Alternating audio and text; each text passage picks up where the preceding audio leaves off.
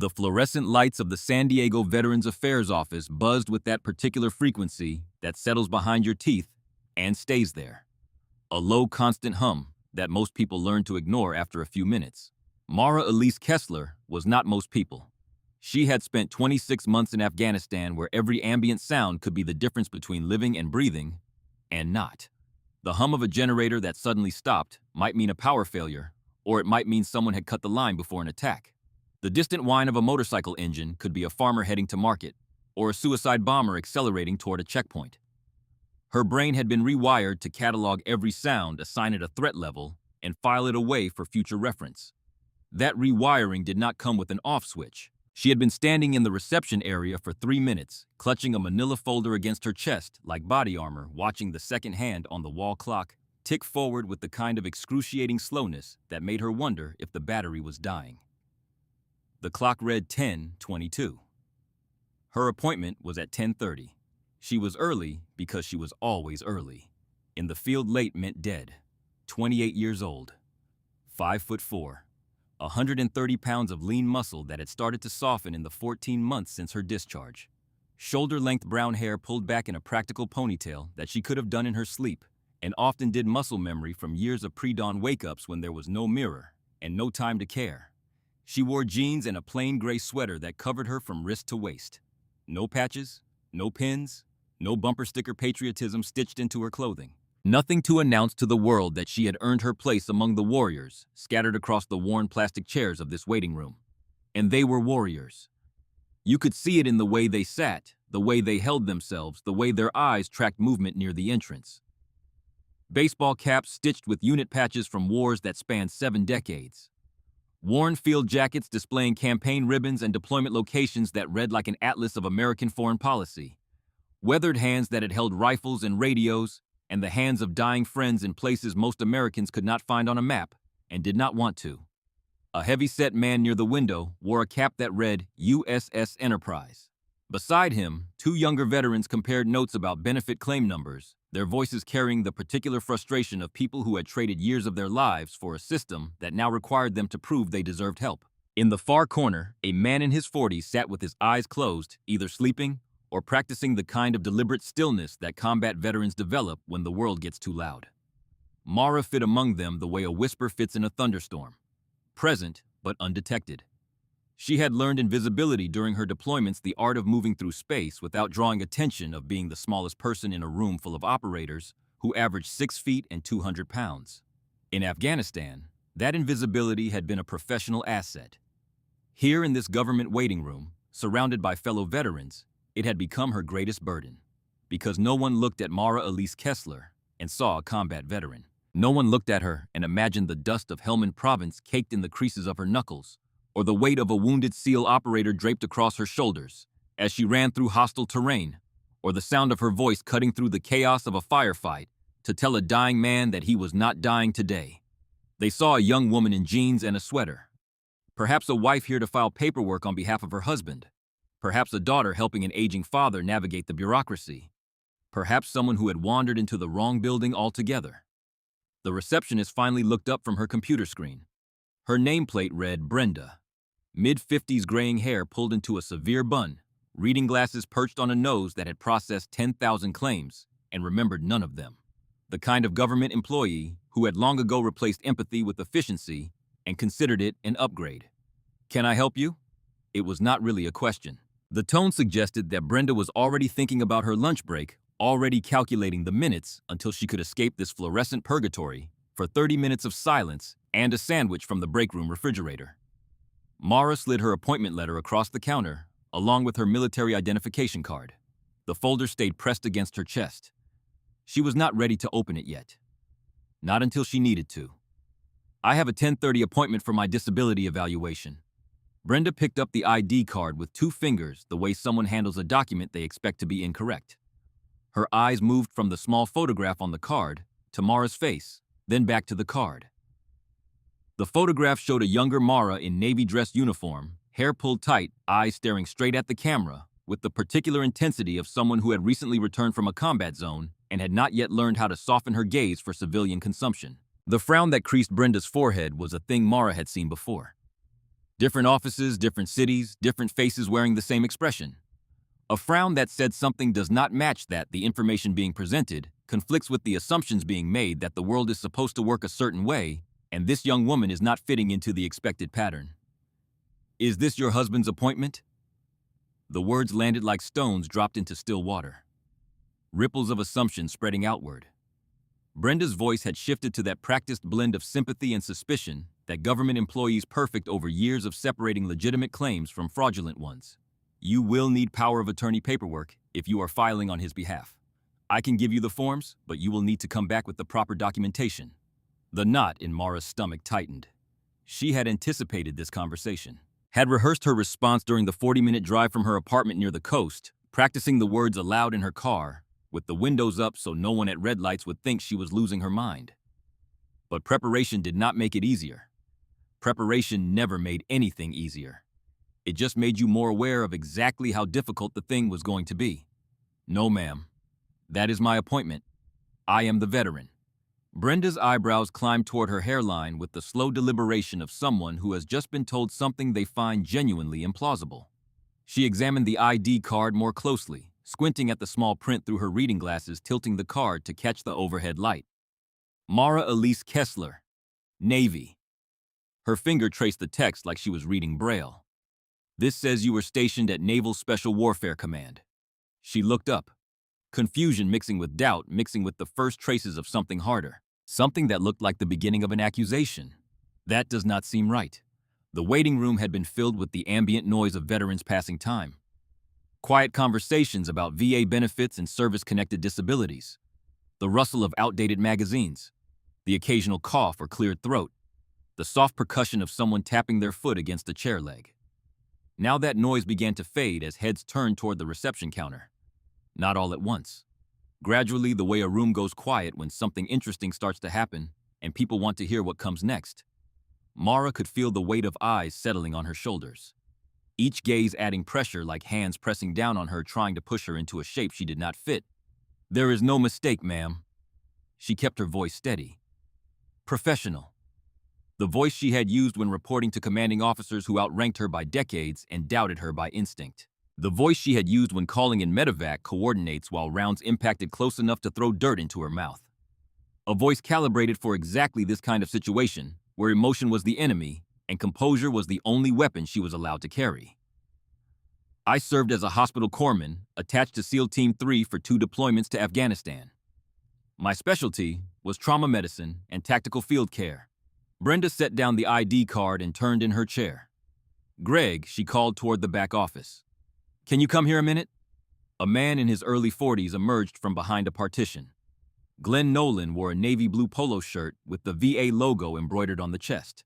He had the build of someone who had once been fit, but had settled into the comfortable thickness of middle age. The kind of body that happens when desk work replaces physical training and lunch meetings replace morning runs. His expression was professionally neutral as he approached the counter. The face of a man who dealt with problems all day and had learned to approach each one without revealing what he was thinking until he had enough information to form a conclusion. What is the issue, Brenda? This young lady says she was with the SEAL teams. Brenda's voice carried a note of practiced patience, the tone of someone presenting a problem they have already solved in their head. But that does not sound right to me. Glenn took the ID card from the counter and examined it with the same skeptical attention Brenda had given it. When he looked at Mara, his face carried the patient expression of someone about to explain a simple misunderstanding to someone who did not know any better. The expression of a teacher correcting a student. The expression of authority addressing confusion. Ma'am, I think there might be some confusion here. The Navy SEALs are an all-male unit. Women serve in important support roles throughout the Navy, absolutely, but not in direct combat positions with Special Operations Forces. Perhaps you were assigned to a base that supported SEAL operations, and there has been a misunderstanding about your actual role. He said it gently, almost kindly. The way you might explain to someone that the lottery ticket they thought was a winner was actually printed with last week's numbers. Not trying to be cruel, just trying to help them understand reality before they embarrassed themselves further.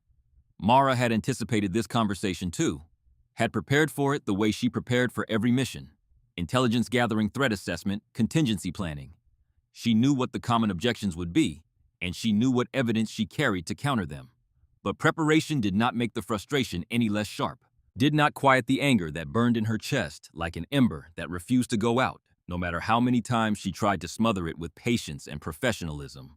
Sir, I understand the confusion, but female corpsmen have been attached to SEAL teams since 2010. We are not SEALs ourselves.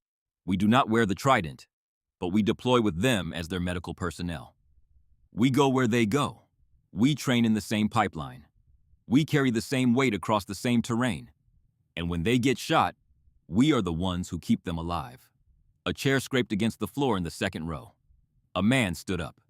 He was big, probably 6'2", with the thick shoulders and weathered hands of someone who had spent decades doing hard physical work in places where the work could kill you. His Marine Corps cap sat at a precise angle on his close-cropped gray hair, positioned with the unconscious exactness of someone who had worn covers for so many years that putting one on straight was as automatic as breathing.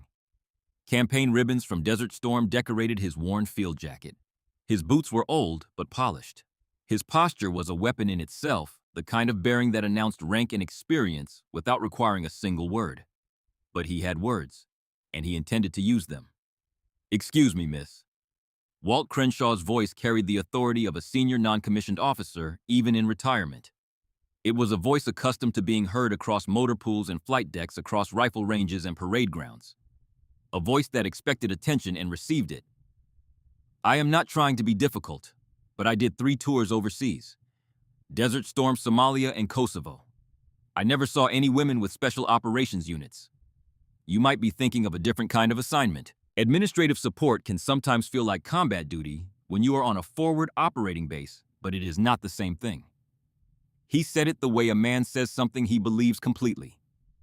Not with malice, not with cruelty, but with the iron certainty of someone who has constructed his understanding of the world from personal experience and sees no reason to rebuild it based on the claims of a stranger who looks nothing like the warriors he has known. Walt Crenshaw was 68 years old. He had spent his entire adult life around military professionals. He had served with men who earned their decorations in blood and fire, and he had seen men who claimed decorations they never earned. He could spot a fake from across a room the way a jeweler spots a counterfeit diamond. Something in the weight, something in the light, something in the way it sits that tells the trained eye this is not real. And something about this young woman's story did not add up. Other veterans were watching now. Mara could see them exchanging glances, raising eyebrows, leaning forward to hear better. The silent communication of men who shared a common language of service and sacrifice, and who were now applying that shared understanding to evaluate the claims of an outsider. Whispers rippled through the waiting room like wind across water. "She looks too young. My nephew is a SEAL. He never mentioned women on the teams. Stolen valor. Probably happens all the time in these offices." The doubt in the room was becoming physical. A living thing with weight and texture pressing down on Mara's shoulders, compressing her lungs, making it harder to breathe. She had felt this pressure before. In the seconds before a firefight, when the air itself seemed to thicken with the knowledge that violence was about to erupt. But in those moments, she had a job to do, a role to play, a purpose that overrode everything else. Here she had nothing but words and documents and the truth, and none of them seemed to be enough. She opened her manila folder with hands that wanted to shake, but she would not let them. Not here. Not in front of these men who thought she was a fraud. She would not give them the satisfaction of seeing her tremble. She had held a man's severed artery closed for 38 minutes while rounds impacted 2 meters from her position. She could hold her hand steady long enough to spread documents across a government counter. She laid them out with precise, controlled movements. Each page carefully organized corners aligned every detail in order. The habits of military documentation ingrained so deeply they had become reflex. "Here is my DD-214 discharge paperwork showing my military occupational specialty as 8404, which is Fleet Marine Force Corpsman. This is the designation for medical personnel trained and qualified to serve with Marine units and Naval Special Warfare teams." Her finger moved to the next document. "Here is my Combat Action Ribbon citation, awarded for providing medical care under direct enemy fire during Operation Enduring Freedom in Helmand Province, Afghanistan." And the next. "And here is the documentation for my Navy Achievement Medal, awarded for saving the lives of 3 wounded SEAL operators during a firefight on March 15, 2013. The citation describes 38 minutes of continuous medical intervention under sustained hostile fire, resulting in 3 critical casualties surviving to reach surgical facilities. Glenn Nolan examined the documents.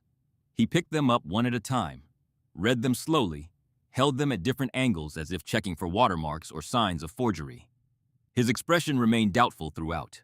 The expression of a man who has been trained to verify and who finds verification inconvenient when the evidence contradicts his assumptions. He set down the combat action ribbon citation with a small shake of his head. These could belong to anyone. How do we know these are really yours? And even if they are, it does not prove you were actually with the SEAL team. You could have been stationed at the same base doing administrative work and received these awards for support functions. Walt Crenshaw had moved closer to the counter. His heavy boots were loud on the worn linoleum, each step carrying the deliberate weight of a man accustomed to making his presence known. Up close, Mara could see the map of his life written in the lines of his face. Sun damage from deployments to desert regions that left the skin permanently darkened increased. The slight stiffness in his left shoulder that spoke of an old injury, probably shrapnel, or a fall something that had healed wrong and now predicted rain better than any meteorologist. The direct challenging gaze of a man who had seen combat and did not appreciate civilians who claimed glory they had not earned. I do not mean any disrespect, miss. His voice was firm but not unkind. There was even something protective in it, the protectiveness of a man who believed he was guarding something sacred from contamination. Those boys do not just let anyone tag along on their missions. And no offense intended, but you do not exactly look like someone who could keep up with that kind of operation. He gestured vaguely at her frame. 5'4", 130 pounds. The unspoken comparison hanging in the air between them. The SEALs he had seen were built like armored vehicles. This woman was built like a schoolteacher. Mara felt the walls closing in. Every instinct screamed at her to defend herself more aggressively, to raise her voice, to slam her palm on the counter, and demand the respect she had bled for. But she also knew that losing her temper would only reinforce their prejudices, would confirm their belief that she was emotional unstable, not professional, would give them permission to dismiss her completely. She had faced Taliban fighters who wanted her dead. She had treated catastrophic wounds while rounds impacted meters from her position, close enough that she could feel the shockwave of each impact through the ground beneath her knees. She had carried wounded teammates across hostile terrain with her own blood mixing with theirs. Her herniated discs screaming with every step, her vision narrowing from pain and exhaustion. But her hands never stopping, never slowing, never letting go. Yet here in a government office surrounded by fellow veterans, she felt more challenged than she ever had in combat. Because in combat, the enemy was clear. You knew who was trying to kill you, and you knew your team had your back. Here, the people questioning her were the same people she had served to protect. And the weapons being used against her were not bullets, but doubt, not explosives, but assumptions, not ambushes, but the quiet corrosive disbelief of people who looked at her and could not see past the surface. The room had grown quieter still. More people tuning into the confrontation at the reception desk. Mara could see the mixture of emotions on the faces around her. Skepticism dominated, settling over the room like fog. But there was also curiosity. And in a few faces particularly, the older veterans who had seen enough of the world to know it was more complicated than simple categories allowed, what looked almost like protective concern. Some of these men genuinely believed they were protecting the integrity of military service by questioning her claims. They were not villains. They were guardians of a tradition they held sacred. And Mara respected that, even as it was being used to erase her. Glenn Nolan's voice took on a tone of administrative finality, the voice of a bureaucrat preparing to close a file. Ma'am, I'm going to need you to provide some additional verification before we can process your claim. Maybe you could bring in someone who served with you, or get a letter from your commanding officer. Without that kind of corroboration, I am not comfortable moving forward with the documentation you have presented. Settle down, Marines. The voice came from the corner of the waiting room near the window, where morning sunlight cut through the Venetian blinds in sharp bars of gold that lay across the floor like the rungs of a ladder. The voice was gravelly, roughened by decades of tobacco and salt air scraped raw by whatever was eating away at the body that produced it. But it carried an authority that made every other voice in the room fall silent. Not the authority of volume or aggression, the authority of absolute certainty. The authority of a man who had spent 40 years giving orders in situations where the wrong order meant people died, and who had learned to speak with a precision that left no room for misunderstanding. Let the girl speak. The man in the wheelchair by the window had not moved. His hands rested on the armrests of his chair with the stillness of someone conserving energy for the things that truly mattered. An oxygen tank sat beside him, its clear tube running to a nasal cannula, the soft hiss of compressed air providing a constant quiet accompaniment to his breathing. A worn navy jacket lay across his lap, and even from across the room, Mara could see that the jacket was covered in ribbons and patches from a career that had spanned 4 decades and half the world's conflicts. Master Chief Roy Hargrove, 72 years old, known throughout the fleet as Iron, a name earned not through self-promotion, but through the accumulated testimony of hundreds of sailors who had served under him and discovered that the man was exactly what the nickname implied. Unbending, unyielding, unbreakable. Until the cancer came, and even then the breaking was only physical. Mara had noticed him when she first entered the waiting room. The way you notice landmarks in unfamiliar territory. An old sailor clearly sick, diminished by whatever disease was consuming him from the inside, but still watching the world with eyes that missed nothing. She had cataloged him as a senior enlisted veteran, probably career Navy, probably decorated, and had filed him away as a neutral presence unlikely to affect her appointment one way or another. She had been wrong about that last part. Iron Hargrove wheeled himself forward slowly. The pneumatic tires of his wheelchair whispered against the linoleum as he moved through the waiting room. As he passed, other veterans shifted to give him space.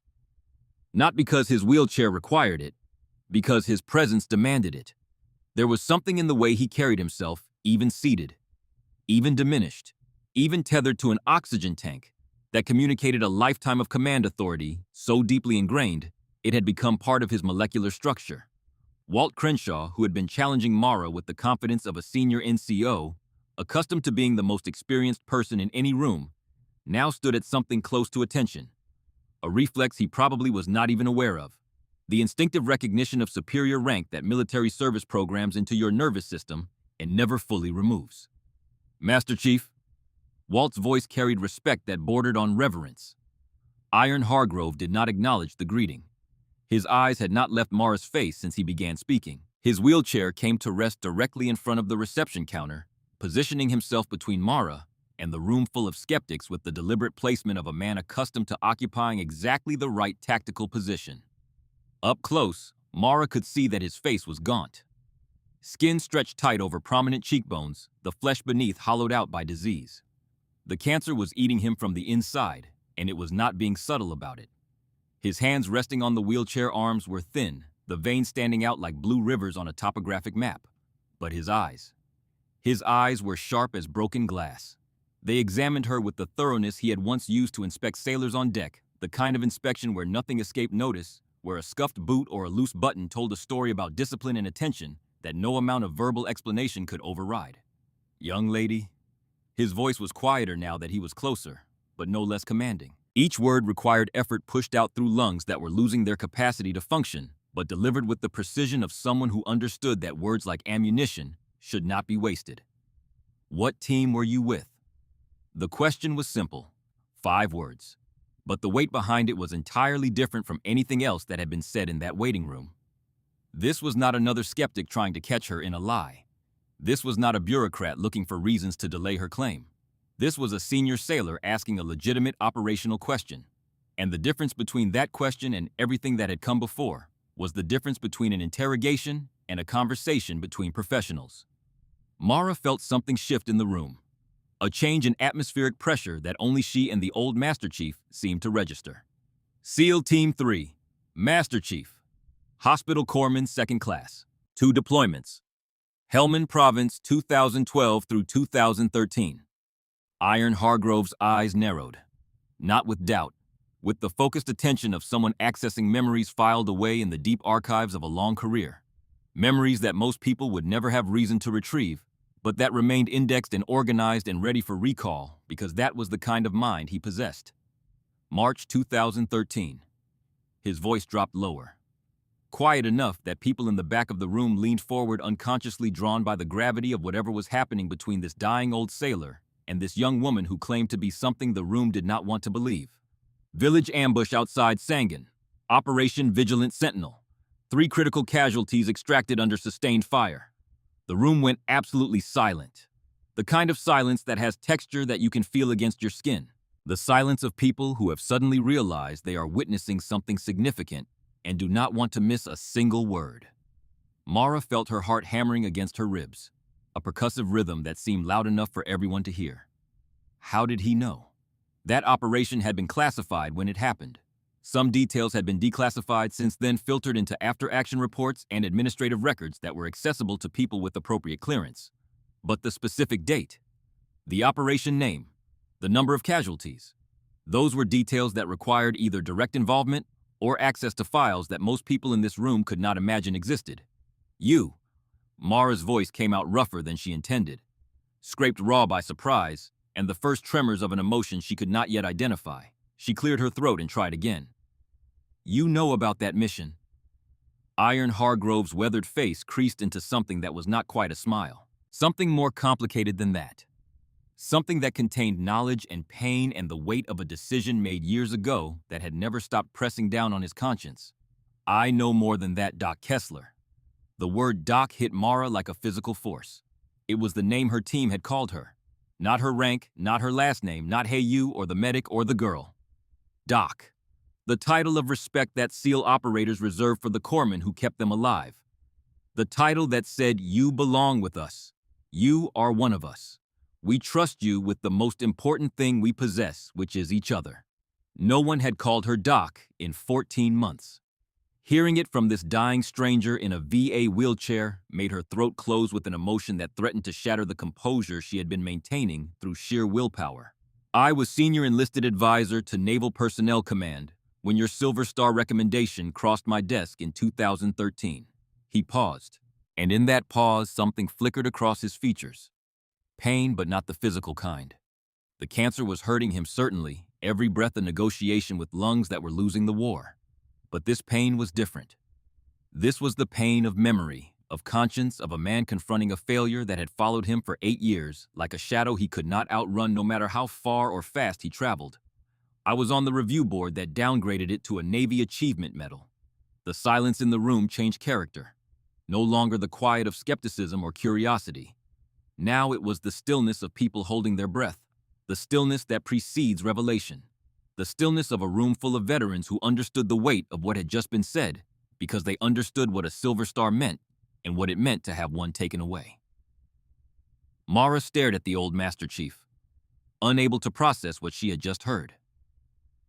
This man, this dying sailor in the wheelchair connected to an oxygen tank in the corner of a VA waiting room. He had been part of the decision that had haunted her for 8 years. He was part of the reason that the most significant action of her military career, the 38 minutes that defined everything she was and everything she had sacrificed, had been reduced to a citation that made it sound routine, made it sound like something any competent medic might have done on an average Tuesday. Anger flared hot in her chest. A burst of heat that started behind her sternum and radiated outward through her shoulders, down her arms into the hands that had held a dying man's artery, closed while the world exploded around her. 8 years of anger compressed and contained and buried under layers of professionalism and acceptance, suddenly igniting at the proximity of the man who had helped put it there. But before she could speak, before she could give voice to the fire building inside her, Walt Crenshaw cut in. With all respect, Master Chief, anyone with access to classified files could know mission details. That still does not prove this young lady was actually there. He looked at Mara, and there was something almost apologetic in his expression now. A softening around the edges of his skepticism that suggested he was beginning to doubt his own certainty, but was not yet ready to abandon it completely. I want to believe you, miss. I really do. But we have all met people who make false claims about military service, without proof beyond paperwork that could belong to anyone. She has proof. Iron Hargrove interrupted with the quiet force of a man who does not raise his voice because he has never needed to. His eyes had not left Mara's face. The kind of proof that cannot be faked, cannot be bought, cannot be stolen from someone else's service record or downloaded from the internet or fabricated in a print shop. He turned his wheelchair slightly to address the room. Every person in the waiting area was watching now. The Navy veteran in the USS Enterprise cap, the 2 younger veterans who had been comparing claim numbers, the man in the corner who had been sitting with his eyes closed and was now very much alert, Glenn Nolan behind the counter, Brenda with her reading glasses pushed up on her forehead, Walt Crenshaw standing at near attention, all of them caught in the gravity of whatever was unfolding between this old Master Chief and this young woman. Doc Kessler has documentation that was written on her body by the men she served with, a permanent record created in the field by her own team, a record that tells a story no forger could replicate because it was made with the tools and materials available at a forward operating base in a combat zone, and it carries the marks of that origin in every line. Glenn Nolan leaned forward over the counter. His professional neutrality had been replaced by genuine curiosity. What are you talking about? What kind of documentation? Iron Hargrove looked back at Mara. When he spoke, his voice was gentler than it had been. Not softer, gentler. The difference between reducing volume and reducing force. His words still carried weight, but the weight was wrapped in something that felt like understanding. That is not my story to tell, Doc. The question is whether you are willing to show them. I know what I read in the after-action reports. I know what Chief Voss wrote about your team marking you as family, but these people need to see it for themselves. Mara's hand moved unconsciously to her shoulder. Her fingers pressed against the fabric of her gray sweater, and underneath she could feel the raised texture of ink and scar tissue. The tattoo that covered most of her upper back was something she kept hidden from the civilian world. Not because she was ashamed of it, because it was sacred, because it was private, because it represented a bond between her and 7 men who had seen her at her absolute worst, at her most broken and bloody and terrified, and had chosen to mark her as one of their own. That marking was not something she shared with strangers. It was not a conversation piece for dinner parties or a story for social media. It was a covenant written in permanent ink on living skin, and it belonged to her and her team and no one else. That would require removing my sweater, Master Chief. Her voice was quiet but steady. I am not sure that is appropriate in this setting. I will go with you as a female witness. The voice came from the middle of the waiting room. Mara turned to see an older woman standing, late 40s, wearing an Army field jacket with Desert Storm patches and the insignia of the Army Nurse Corps. Her face was kind but lined with the same weathered quality that marked so many veterans in the room. The face of someone who had seen things that most people only encountered in nightmares and had learned to carry that knowledge in the architecture of her expression. Nora Daly. Army nurse, Gulf War. If you are going to show something that requires privacy, you should have another woman present. Someone who understands. Mara studied the woman's face. Nora Daly. The name did not register as significant. Not yet. That connection was still hidden, waiting in the near future like an unexploded ordnance buried just below the surface of a road that appeared safe to walk. Glenn Nolan looked uncertain, glancing between Mara and Iron Hargrove and the crowd of veterans who were now completely invested in the outcome of this confrontation. The bureaucrat in him wanted to follow procedure. The human in him wanted to see what happened next. After a moment's hesitation, the human won. We can use conference room B, down the hall, second door on the left. He looked at Walt Crenshaw. Sir, if you would like to witness as well, I think that would be appropriate, given your concerns. Walt nodded slowly. His earlier certainty had developed cracks. Not enough to crumble, but enough to let light through. I would appreciate that. If I am wrong about this, I want to be man enough to admit it. Iron Hargrove was already wheeling himself toward the hallway. Then let us settle this the right way, with truth and respect. A young woman in the back of the waiting room stood up. She looked to be in her late 20s, wearing an Air Force sweatshirt that had been washed so many times the logo was barely visible. Her face was pale but determined, and Mara recognized something in her eyes. The look of someone who has been fighting a similar battle and has been watching this confrontation with more than casual interest. Can I come too? I am Shelby Parrish. I served in Iraq with security forces. I faced similar questions when I filed my claim last year. Glenn glanced at the growing group. Fine, but let us keep this small. Master Chief Hargrove, Mr. Crenshaw, Miss Daly, and Miss Parrish. That is it. They moved down the hallway in a strange procession. Iron Hargrove's wheelchair led the way, its motor humming softly as he navigated the narrow corridor with the efficiency of someone accustomed to operating in tight spaces. Mara walked beside him, her folder tucked under her arm, her heart rate elevated but controlled. Behind them came Glenn, Walt, Nora, and Shelby, their footsteps echoing off the institutional walls in a rhythm that sounded almost ceremonial.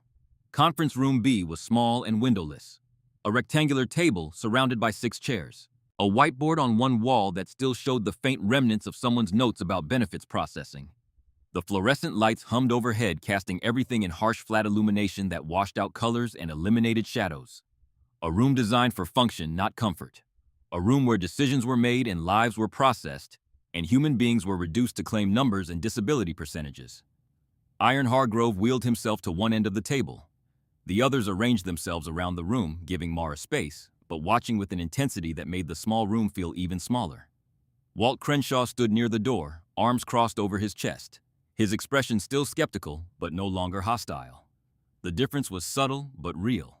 Nora Daly positioned herself near Mara, with the quiet competence of someone accustomed to providing support in high-stress situations.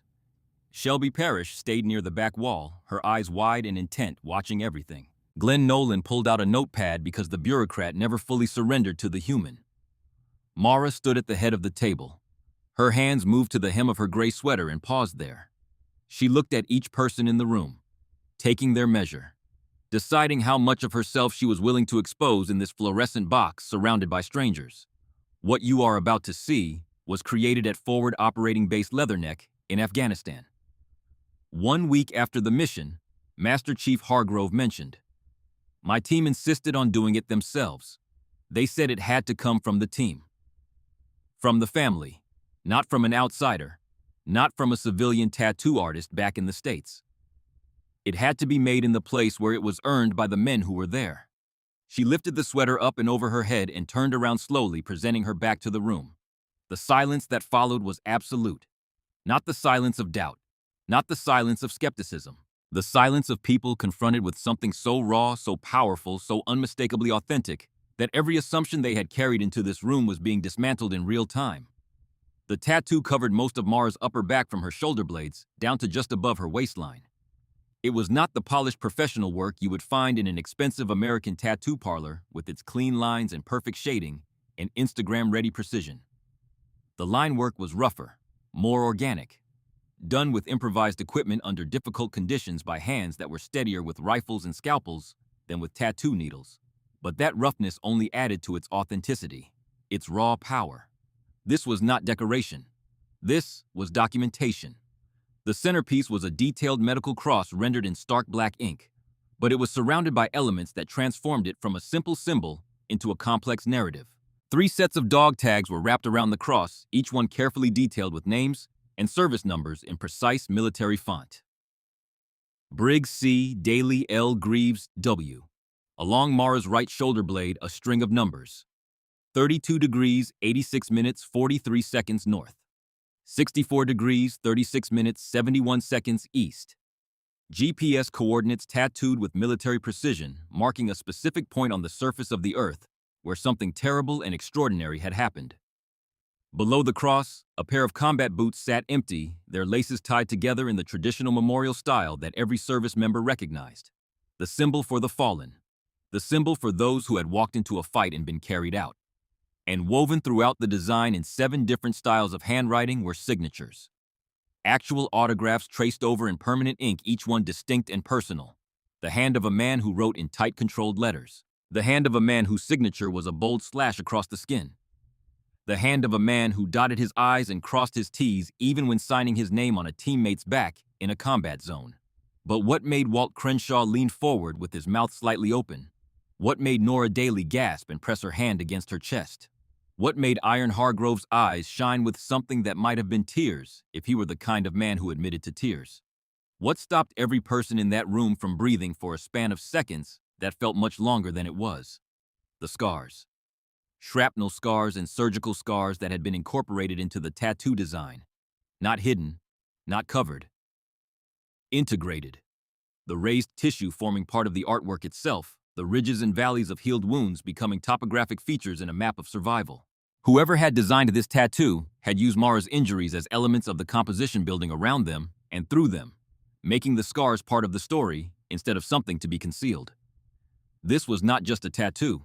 It was a map of trauma and survival written on living skin. Iron Hargrove was the first to break the silence. His voice came out rougher than usual, thick with an emotion he did not bother to conceal. They gave you blood wings. 3 words that only people with deep military knowledge would fully understand. Blood wings. The tradition of pinning an insignia into a service member's chest with enough force to draw blood. A mark of acceptance, a mark of belonging, painful and permanent and absolutely real. Walt Crenshaw had moved closer without realizing it. His skepticism had not just cracked, it had shattered. Fallen away from him like armor he no longer needed because the threat he had been defending against did not exist. Those coordinates. His voice was barely above a whisper. You can verify those on military databases. That is an actual grid reference. An actual location. You cannot fake GPS coordinates and have them match a classified operations site. That is not possible. Nora Daly was staring at one particular set of dog tags. Her hand had moved from her chest to cover her mouth, and her eyes were filling with tears that she made no effort to stop. She was reading the name on the center tag, reading it again and again, as if repetition might change what it said. Daly. Her voice was barely audible. Logan Daly. She looked up at Mara with an expression that combined shock and grief and desperate hope in equal measure. That is my younger brother. Logan is my younger brother. He is a SEAL. He got wounded in Afghanistan in 2013. He never told us any details. He just said he got hurt and recovered. Would not talk about it no matter how many times we asked. Would not explain why he woke up screaming at night for months afterward. Would not tell our parents why he left the teams and went into private security work instead of re-enlisting. The connection that had been waiting just below the surface like unexploded ordnance had finally detonated, and the blast radius was larger than anyone in the room had anticipated. Mara pulled her sweater back down and turned around. When she looked at Nora Daly, her voice carried the particular gentleness that medical professionals develop when delivering information that will change someone's understanding of the world. Your brother took a 7.62 millimeter rifle round through his subclavian artery during the ambush on March 15th. Without immediate intervention, he would have bled out in less than 4 minutes.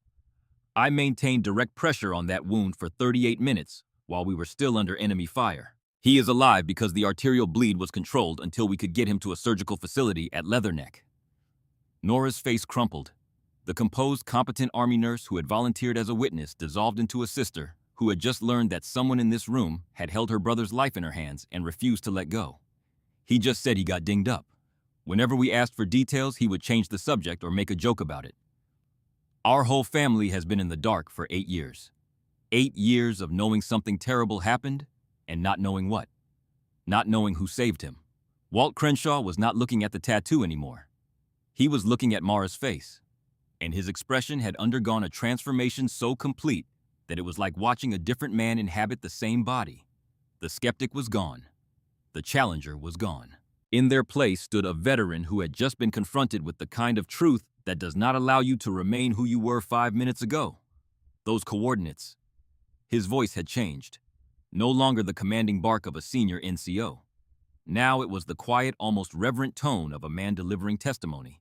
I was stationed at Camp Leatherneck when a medevac helicopter came in with 3 critical SEAL casualties. March of 2013. The corpsman who came off that bird was still covered in blood. Still had her hands on one casualty's wound. She refused medical treatment for herself until all 3 men were in surgery. He stopped, his weathered face working through the memory, pulling it from the deep storage where he had filed it years ago without understanding its full significance. That was you. I helped unload that helicopter. I was on the flight line when it came in, and I saw you jump down from the bird still maintaining pressure on that operator's artery. Your hands were shaking from sustained compression, but you would not let go. The flight medic tried to take over, and you told him you had been holding that wound for 38 minutes, and you were not going to let go in the last 100 yards. He paused. I have told that story a dozen times over the years, about the female corpsman who came off the medevac bird still holding a SEAL's artery closed. I just never knew her name. I never knew it was you. The room was absolutely still. 5 people processing 5 different versions of the same revelation. Nora Daly learning the truth about her brother. Walt Crenshaw discovering that the woman he had challenged was the anonymous hero of a story he had been telling for 8 years. Shelby Parrish watching with tears streaming down her face, seeing in Mara's story a reflection of her own dismissed service. Glenn Nolan sitting with his pen motionless above his notepad. The bureaucrat finally and completely surrendered to the human, and Iron Hargrove watching all of it from his wheelchair, with eyes that carried the weight of what he had done and what he had come here to set right. Now everyone in this room knows what Doc Kessler did on March 15th. Iron Hargrove's voice cut through the emotional silence with the precision of a man who understood that there was more truth to deliver, and that delivering it would be the hardest thing he had done since the diagnosis. But there is something else you need to know. Something about what happened after. He reached into a bag hanging on the back of his wheelchair and pulled out a folder. It was thick, worn at the edges from repeated handling, the kind of folder that gets that way from being opened and read and closed and reopened dozens of times by hands that cannot stop returning to its contents. Chief Decker Voss, who was Doc Kessler's team leader, wrote the most powerful Silver Star recommendation I have read in 40 years of service. 8 SEAL operators gave witness statements describing her actions as the most courageous medical intervention under fire they had ever witnessed. The surgical team at Leatherneck wrote that all 3 casualties survived specifically because of the extraordinary pre-hospital care provided under combat conditions. His jaw tightened. Mara could see how much it cost him to continue. Each word extracted from his conscience like a splinter pulled from deep tissue. And I was part of the review board that downgraded that Silver Star to a Navy Achievement Medal. Not because her actions did not merit the higher award. They did. Every member of that board knew they did. But because one senior officer argued that awarding a Silver Star to a female corpsman in 2013 would create political complications, would set a precedent that might generate controversy, would draw attention to the presence of women in combat roles at a time when that conversation was politically sensitive. He paused. The hiss of his oxygen tank filled the silence. The officer who made that argument was Captain Warren Aldridge, and I did not fight hard enough against his reasoning. I voted with the majority because it was easier than standing alone. We put politics ahead of honor. We chose bureaucratic convenience over recognizing genuine heroism. And I have carried that failure every single day for 8 years. He opened the folder and spread its contents across the conference room table with the same careful precision Mara had used to display her documents at the reception counter. But that is not all. After I retired from active duty, I started investigating other award reviews from that same period. Captain Aldridge reviewed combat award recommendations for 7 female service members between 2011 and 2014. All of them described extraordinary actions under fire. Every single one was downgraded to a lesser award. Doc Kessler's case was not isolated. It was systematic. The folder contained photocopies of official documents, handwritten notes, cross-referenced timelines, and a list of 7 names. 7 women. 7 acts of courage. 7 awards diminished by the same man for the same reason. Nora Daly spoke first. Her voice was tight with controlled anger, the anger of a woman who understood institutional injustice because she had encountered it in her own military career, and who was now seeing it applied to the person who had saved her brother's life. So my brother almost died, was saved by this woman's courage. And then the military bureaucracy decided her heroism did not deserve full recognition because she was female. That is not just wrong. That is a disgrace to everyone who has ever worn the uniform. Iron Hargrove looked at Mara. In his eyes, she could see the disease that was killing him, the guilt that had driven him to this moment, and the fierce burning determination to use whatever time he had left to correct a wrong that should never have existed. I tracked you down through the VA system, Doc. I came here today specifically to find you, because I have all the original documentation, the witness statements, the after-action reports, Chief Voss's Silver Star recommendation, evidence of Aldridge's pattern across multiple cases. Everything. He pushed the folder across the table toward her. The decision about what to do with it is yours, not mine. I have already made my mistake. I will not make another one by deciding for someone else what they should do with their own truth. Mara looked at the folder, looked at the 7 names, looked at the old Master Chief who was dying in a wheelchair, but fighting harder than anyone she had met since leaving Afghanistan, looked at Nora Daly, who had come to this room as a witness and discovered the identity of the woman who saved her brother, looked at Walt Crenshaw, the skeptic who had become an ally, looked at Shelby Parrish, the young veteran who had found hope in watching someone else refuse to be erased. She picked up the folder and felt its weight in her hands.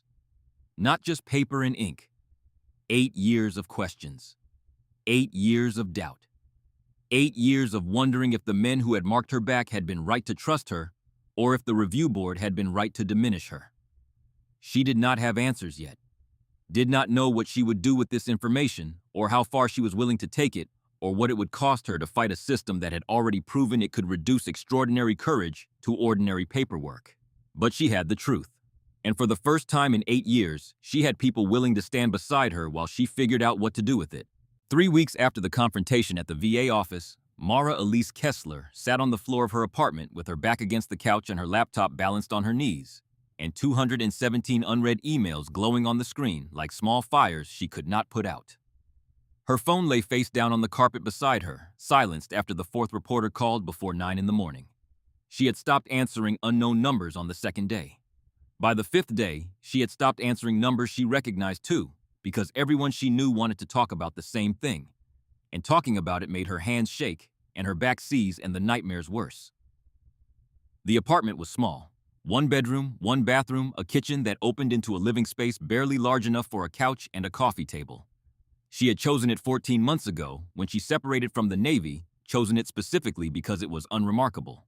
A quiet neighborhood near the coast, where no one looked twice at the young woman who came and went at irregular hours, who kept to herself, who seemed to have no distinguishing features worth remembering. The kind of place where anonymity was not just possible, but guaranteed by the fundamental indifference of neighbors who had their own lives to manage and no interest in managing anyone else's. That anonymity was gone now. Destroyed in 72 hours by a man named Michael Pruitt, who ran a military blog with 40,000 followers and who had been sitting in the VA waiting room that morning. Mara had not noticed him, had been too focused on the confrontation at the counter and then the revelation in Conference Room B to catalog every face in the room. But Pruitt had noticed everything, had taken notes on his phone while pretending to scroll through social media, had reconstructed the entire scene from memory that evening, and posted it under a headline that was designed to travel fast and far. And did. Female SEAL medic denied Silver Star. A pattern of bias exposed. Within 12 hours, the post had been shared 800,000 times across social media platforms. Within 24 hours, Military Times had picked it up with their own reporters adding context and background. Within 48 hours, Fox News ran a segment featuring a retired general who called the story troubling, and a commentator who called it a hoax, and a panel of experts who argued with each other about whether women belonged in combat, while Mara's name scrolled across the bottom of the screen in a ticker that reduced her entire life to a single line of text. CNN followed. Then the Washington Post. Then outlets she had never heard of, military podcasts and veteran advocacy channels, and political commentators who used her story as ammunition for whatever argument they were already having. She became a symbol before she had agreed to symbolize anything, became a cause before she had decided whether she wanted to fight. The emails ran the full spectrum of human response. Some came from female veterans sharing their own stories of service questioned, and awards diminished, and contributions erased by a system that processed them as anomalies rather than participants. These emails were detailed and raw, written in the early morning hours by women who could not sleep. Women who had carried the weight of diminished recognition for years, and who had seen Mara's story and felt something crack open inside them that they had been holding shut for a very long time. Other emails came from men who were convinced that women had no place in combat, that Mara's entire story was fabricated for attention or political gain, that she was part of a conspiracy to weaken the military by inserting women into roles they were biologically and psychologically unfit to perform. These emails were also detailed, also raw, also written in the early morning hours by people who could not sleep. The anger in them was genuine even when the reasoning was not. They called her a liar, a fraud, an attention seeker, a disgrace to the uniform she claimed to have worn. Some of them included threats specific enough that she had forwarded them to a friend who worked in law enforcement and then tried not to think about them. And then there were the emails that fell in between. The ones that said, "I want to believe you, but I need more proof." The ones that said, "My son is a SEAL, and he never mentioned women serving with his team." The ones that said, "This feels politically motivated." The ones that expressed doubt, wrapped in courtesy, suspicion cushioned by qualifications, disbelief presented as reasonable caution. These were in some ways the hardest to read because they came from people who were not hostile, but who could not bridge the gap between what they had always believed and what Mara's story asked them to accept. She closed the laptop and pressed her palms against her thighs. The trembling had started again. Not the gross motor shaking of cold or fear, but the fine vibration that lived in her tendons and muscles and emerged when her nervous system decided that the current level of stress warranted a physical response. Her body remembering danger even when her mind knew she was safe. Her hands performing the autonomic inventory of threat that had kept her alive in Helmand Province and now made civilian life an exercise in constant false alarms. The nightmares had changed. For the first 14 months after her discharge, they had followed a consistent pattern. She was back in Afghanistan, back in the dust and noise and chaos of a firefight, treating casualties whose wounds she could not close, calling for medevac on a radio that produced only static running toward the sound of gunfire, because that was where the wounded would be, and her job was to be where the wounded were. Those nightmares were terrible, but familiar. She understood them. They were her brain processing trauma through the only language it knew, replaying the worst moments in an endless loop, searching for a resolution that would never come, because you cannot change what already happened, no matter how many times your subconscious forces you to relive it. The new nightmares were different. In the new dreams, she stood on a stage in front of an audience that stretched to the horizon. Thousands of faces watching her. Millions. She was trying to show them her tattoo, trying to turn around and present the evidence on her back. But every time she turned, the audience turned with her so that she was always facing them and they could never see the proof. She produced documents that dissolved in her hands like wet paper.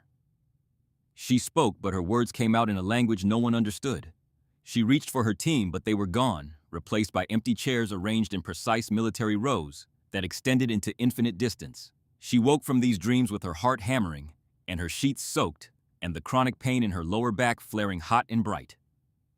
3 herniated discs from the IED blast during her second deployment. The doctors at Walter Reed had told her she was lucky to be walking. Most days it did not feel lucky. Most days it felt like her spine was a loaded weapon pointed at her own nervous system, and every wrong movement pulled the trigger. The ibuprofen was on the kitchen counter. She took 3, knowing the recommended dose was 2, knowing her gastroenterologist would disapprove, knowing that the alternative was spending the day unable to stand upright. She chased them with cold coffee that had been sitting on the counter since yesterday and tasted like it. Her phone buzzed against the carpet. She almost ignored it. Had been ignoring everything for 2 days, retreating into the survival strategy she had developed during the worst periods of her deployments. When the situation is overwhelming, reduce your world to what is directly in front of you. 1 task, 1 minute, 1 breath. Do not think about the larger picture because the larger picture will crush you. But the name on the screen was not a reporter or a stranger or a well-meaning friend who wanted to process her trauma through conversation. The name on the screen was Master Chief Roy Hargrove. She picked up the phone. Doc Kessler. His voice was rougher than it had been 3 weeks ago. Each word carried more friction, more resistance, as if the air in his lungs had to fight harder to become sound. The cancer was progressing, moving through his body with the same relentless efficiency that had once characterized the man himself. Iron Hargrove was being consumed by a disease that shared his most defining quality, the refusal to stop advancing until the mission was complete. I know you are overwhelmed. I have been following the news coverage. Most of it gets the basic facts right and the important details wrong, which is how journalism has always worked when it comes to military stories. But there is someone who wants to talk to you. Actually, several someones. He paused. She could hear the hiss of his oxygen tank in the background, the mechanical breathing of the machine that was keeping him alive, one measured inhalation at a time. Your old team doc. They saw the story. Mara felt her throat constrict. A physical narrowing that had nothing to do with illness and everything to do with emotion she was not prepared to feel. Her team, the 7 men whose signatures were tattooed on her back. The men she had not spoken to in over a year because the transition to civilian life had required her to build distance between who she was now and who she had been in Afghanistan, and those men were the strongest bridge back to a person she was trying to set down without abandoning entirely. Colton Briggs called me 2 days ago. His voice was tight when he talked about the news coverage. Said things I will not repeat in polite company about the people questioning your service. He tracked down Logan Daly and Weston Greaves. Chief Voss got in touch yesterday after his wife showed him the Military Times article. They want to do a video call with you, all 4 of them together. Iron Hargrove paused again. His breathing was audible now, the labored rhythm of lungs that were losing territory daily. They are ready to go public with what really happened that day and on the other operations. They want to give testimony, do interviews, whatever it takes. But they will not do it without your permission. Those men respect your right to decide how your own story gets told, and they will follow your lead. Mara walked to the window of her apartment and looked out at the street below. Normal people moving through a normal Tuesday. A woman walking a golden retriever. A man loading groceries into the trunk of his car. Two teenage girls on bicycles laughing about something that only teenage girls would find funny.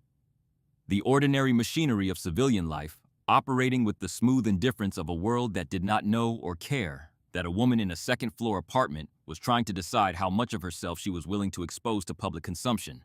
When? Tonight, if you are willing. 8 o'clock your time. I will send you the video conference link. He stopped, and she could hear him choosing his next words with the care of a man who understood that language, like everything else in his diminishing life, was a resource to be spent wisely. Doc, I know this has been hard. The attention and the scrutiny and the people who have decided you are a liar without knowing the first thing about what you did. But your team wants you to know you are not alone in this. Whatever you decide to do next, they have got your back. Same as always. After they hung up, Mara sat on her couch and stared at nothing for a long time. The folder Iron Hargrove had given her 3 weeks ago sat on her coffee table, worn now from repeated reading. She had opened it every night since the VA office, sometimes at midnight, sometimes at 3 in the morning when the nightmares woke her and sleep was not coming back. She had memorized every document inside. Chief Decker Voss's Silver Star recommendation, written in the precise, understated language of military documentation that somehow still conveyed the chaos and terror of March 15, 2013. 8 witness statements from SEAL operators who described her actions in language that ranged from clinical to emotional, but converged on a single point: she had saved 3 lives through extraordinary courage and medical skill under conditions that would have broken most people. After-action reports that documented the timeline with brutal specificity. Enemy contact initiated at 0947. First casualty sustained at 0949. Second and third casualties at 0952. Corpsman Kessler initiated treatment of all 3 casualties simultaneously while under sustained direct fire. Medevac extraction at 10:25. Total elapsed time of continuous medical intervention under combat conditions 38 minutes. And the evidence of Captain Warren Aldridge's pattern. 7 women. 7 acts of courage, 7 awards diminished. The documentation was damning in its consistency. Each case followed the same trajectory.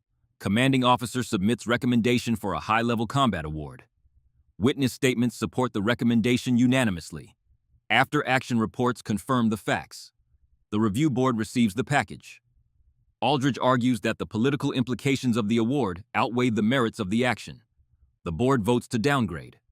The woman receives a lesser medal and a citation that makes her heroism sound like competent performance of routine duties. 7 times in 4 years. 7 women who had bled and fought and saved lives and been told that what they did was not quite enough to merit the recognition their male counterparts would have received automatically. Her phone buzzed again. A text from Nora Daly. Logan finally agreed to talk about what happened that day. He wants to meet you. Says it is time our family understood what you did for him. He has been carrying this alone for 8 years, and he is ready to put it down. Mara set the phone on the couch cushion beside her and pressed her palms against her temples. The headache that lived behind her eyes was intensifying the chronic companion that the VA neurologist attributed to a combination of blast exposure and sustained hypervigilance, and the cumulative toll of 2 years in a combat zone where the human brain was never permitted to fully relax. By 7:45 that evening, she had her laptop set up on the kitchen table. A glass of water sat within reach. The folder from Iron Hargrove was organized beside the computer with specific documents flagged for reference. She had changed into a clean shirt and pulled her hair back, and spent 10 minutes looking at herself in the bathroom mirror, trying to see what other people saw when they looked at her, trying to find some external evidence of what she carried internally. Some mark visible to the naked eye that would save her the trouble of constantly proving what should have been obvious. There was nothing. Same face. Same unremarkable features. Same brown hair. The proof was hidden as it had always been beneath fabric and skin. The video call connected at exactly 8 o'clock. Military time was the one habit none of them had been able to break. When you have spent years in an environment where a 30-second delay could mean the difference between a successful extraction and a body bag punctuality stops being a courtesy and becomes a reflex. 4 faces appeared on her screen, and the emotion hit Mara like a blast wave. The sudden pressure of feeling too much too fast, the kind of sensory overload that her therapist called an emotional flashback, and that Mara called Tuesday because it happened often enough to have lost its novelty but never its power. Colton Briggs appeared first. 32 now, with the lean build of someone who stayed fit through discipline rather than necessity. His hair was longer than any SEAL commander would have tolerated falling past his ears in a way that announced civilian life more loudly than any words could.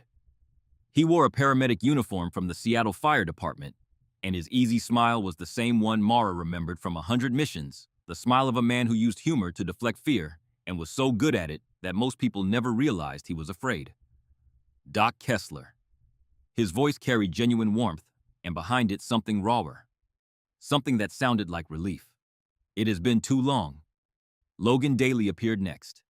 34, broader through the shoulders than she remembered, with a full beard that would have earned him a week of extra duty during active service. He wore the casual confidence of a private security contractor, a man comfortable operating in ambiguous environments where the rules were flexible and the consequences were not. But his eyes softened when he looked at Mara with an expression she had seen only once before on the medevac helicopter 8 years ago, when he had regained consciousness long enough to look at her hands on his wound and understand what she was doing and what it meant. Doc, I heard you met my sister Nora. She finally knows the full story of what happened to me. Our whole family does now. He paused and something moved across his face. Thank you for that. I could never find the words to tell them myself. Weston Greaves appeared third. 33, thin, wearing wire-rimmed glasses that he absolutely did not need during their deployments because his vision had been perfect before the traumatic brain injury that ended his career. The TBI had taken many things from him. His ability to process visual information at combat speed. His tolerance for loud noises. His memory of most of March 15, 2013. But it had not taken his intelligence or his quiet, deliberate way of thinking through problems. He had rebuilt his life as a physical therapist, specializing in TBI rehabilitation, turning his own damage into expertise that helped others navigate the same terrain. Hey, Doc. Good to see your face again. And then, Chief Petty Officer Decker Voss. 48 years old, retired from the Navy, but still carrying himself with the command presence that had made him one of the most respected team leaders in the SEAL community. His hair was graying at the temples, and he had put on maybe 15 pounds of the weight that accumulates when you trade 18-hour operational days for the slower rhythms of civilian life.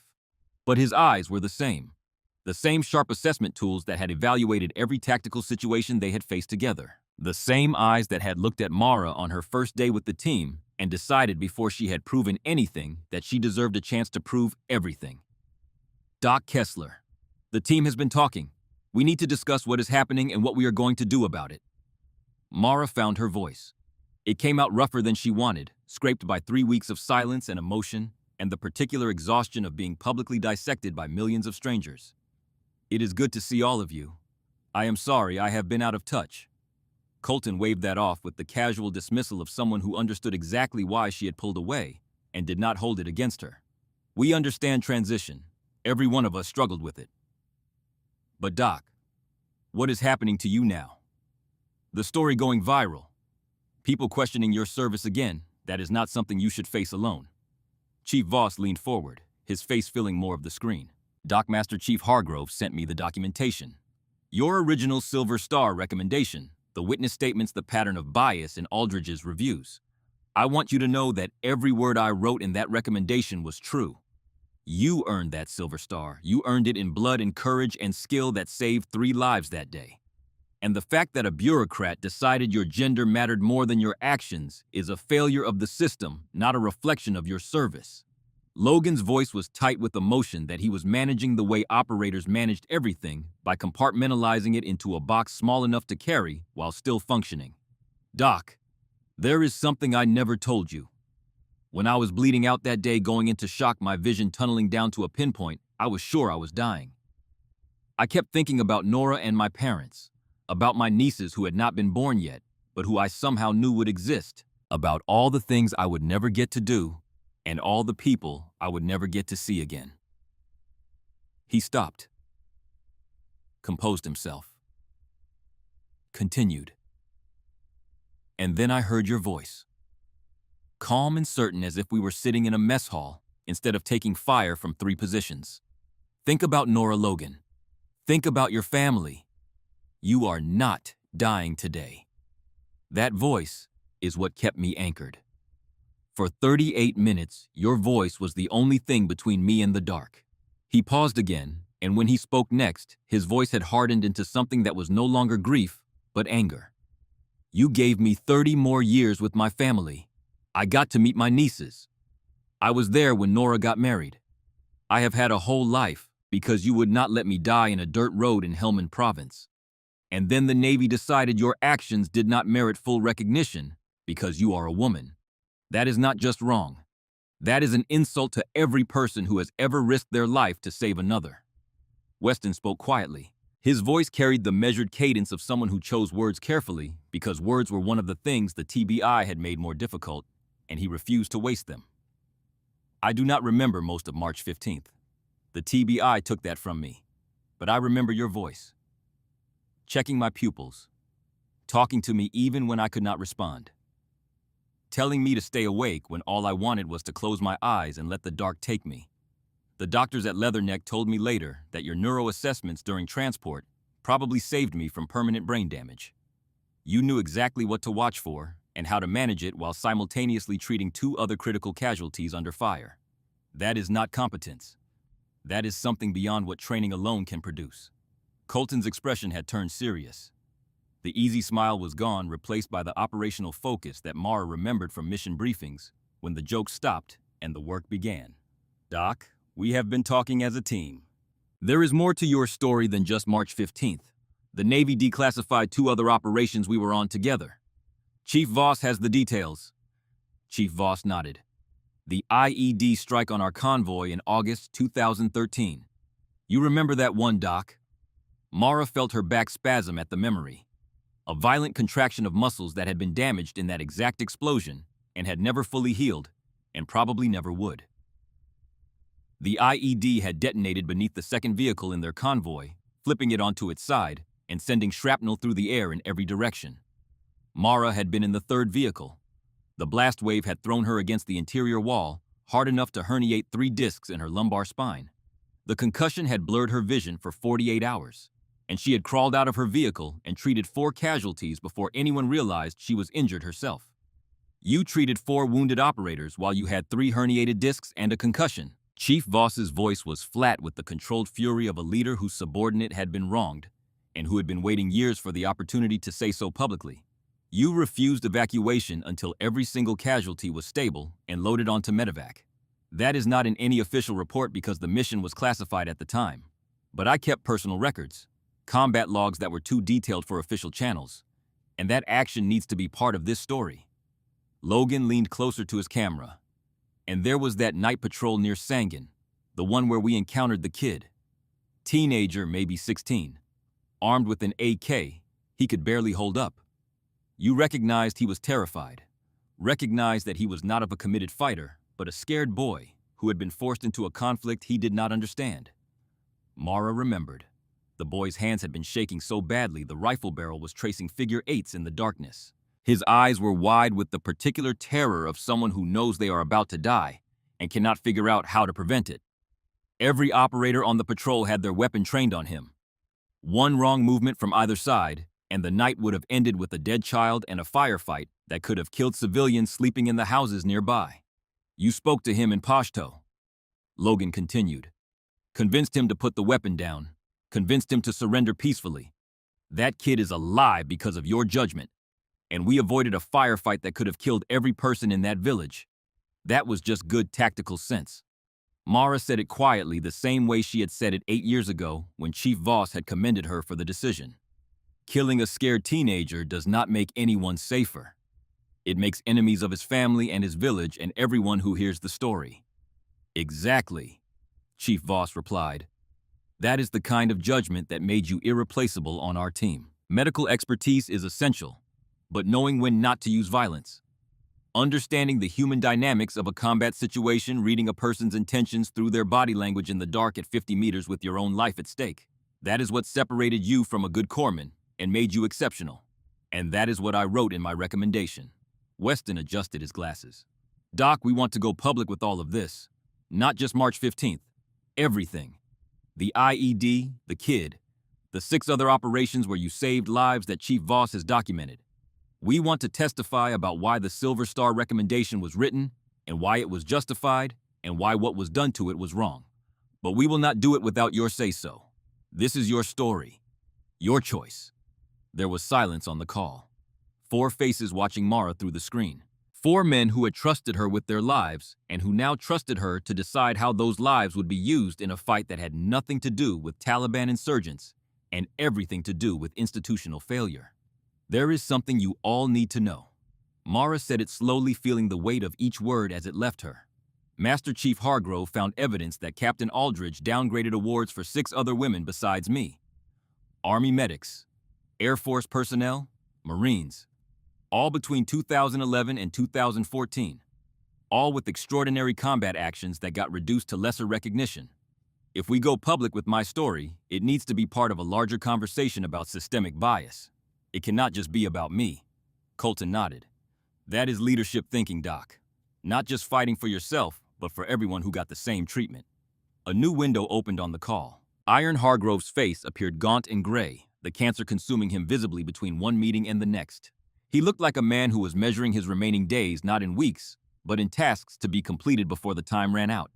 Sorry to interrupt, but I have news. I filed a formal request with the Navy Secretary's office for a complete review of Doc Kessler's Silver Star recommendation. Got a response today. He paused. Not for dramatic effect, because he needed to breathe, and breathing had become something that required conscious attention. Lieutenant Commander Catherine Hollowell from Naval Personnel Command will be contacting you directly, Doc. They want to expedite the review process. Timeline is approximately 3 weeks. 3 weeks. Mara said it like a question, though it was not one. The Navy is taking this seriously. The viral attention created political pressure that they cannot ignore. Members of Congress have started asking questions. The Secretary wants to get ahead of the story by addressing it properly and publicly. But there is a condition. Of course there is. They want you to participate in a public ceremony. Full press coverage. Official statement about recognizing female combat veterans. You would become the face of this issue. The person the cameras point at when this story is told. That is a significant ask, and you need to understand what it means before you agree. Chief Voss spoke before Mara could respond. Doc, whatever you decide, we will be there. All of us. If you are going to stand in front of cameras and tell this story, your team will stand beside you. Logan nodded. Nora wants to come too. She has been talking to our parents and our whole family. They all want to be there. To honor the person who saved my life and gave our family a future. Colton was already pulling up a calendar. Just tell me when and where. This is more important than any shift I could cover. Weston said nothing but held up his phone to show he was already clearing his schedule. Iron Hargrove continued. There is one more thing. Captain Aldridge, the officer who downgraded your award. He has requested permission to attend the ceremony. Says he wants to make a public statement. The Navy is asking if you are comfortable with that. The anger was immediate. A hot flare behind Mara's sternum that spread through her chest and into her shoulders. The man who had decided her courage was not worth recognizing now wanted to be part of the ceremony. Wanted to insert himself into the narrative of her vindication. Wanted perhaps to control the story one more time by positioning himself as part of the solution rather than the architect of the problem. She closed her eyes. Breathed. Let the anger move through her without acting on it. A technique her therapist had taught her that worked about 60% of the time, and that she practiced the other 40% with diminishing returns. She thought about what Iron Hargrove had said 3 weeks ago in Conference Room B. That this was bigger than one downgraded medal. That there were other women whose courage had been diminished.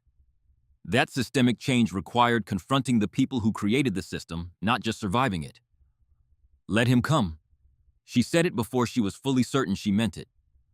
But once the words were out, she found that she did mean them. Not because she had forgiven Aldridge. She had not. Not because she wanted him there. She did not. but because his presence at that ceremony would serve the mission better than his absence. Because the story of one woman receiving a medal she already earned was smaller than the story of the man who took it away, standing up and accounting for what he did. If he wants to speak, he should have that opportunity. Truth needs to be heard from all sides. If he wants to apologize and acknowledge the pattern that helps everyone. If he wants to defend his decisions that tells people who he really is. Either way, the truth wins.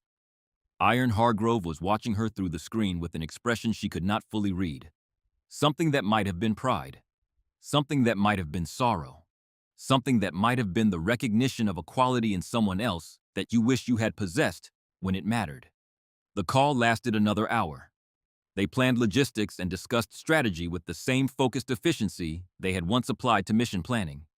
Chief Voss would gather all his personal combat logs and additional documentation from operations that had been classified until recently. Colton, Logan, and Weston would each write detailed statements covering specific incidents beyond March 15th.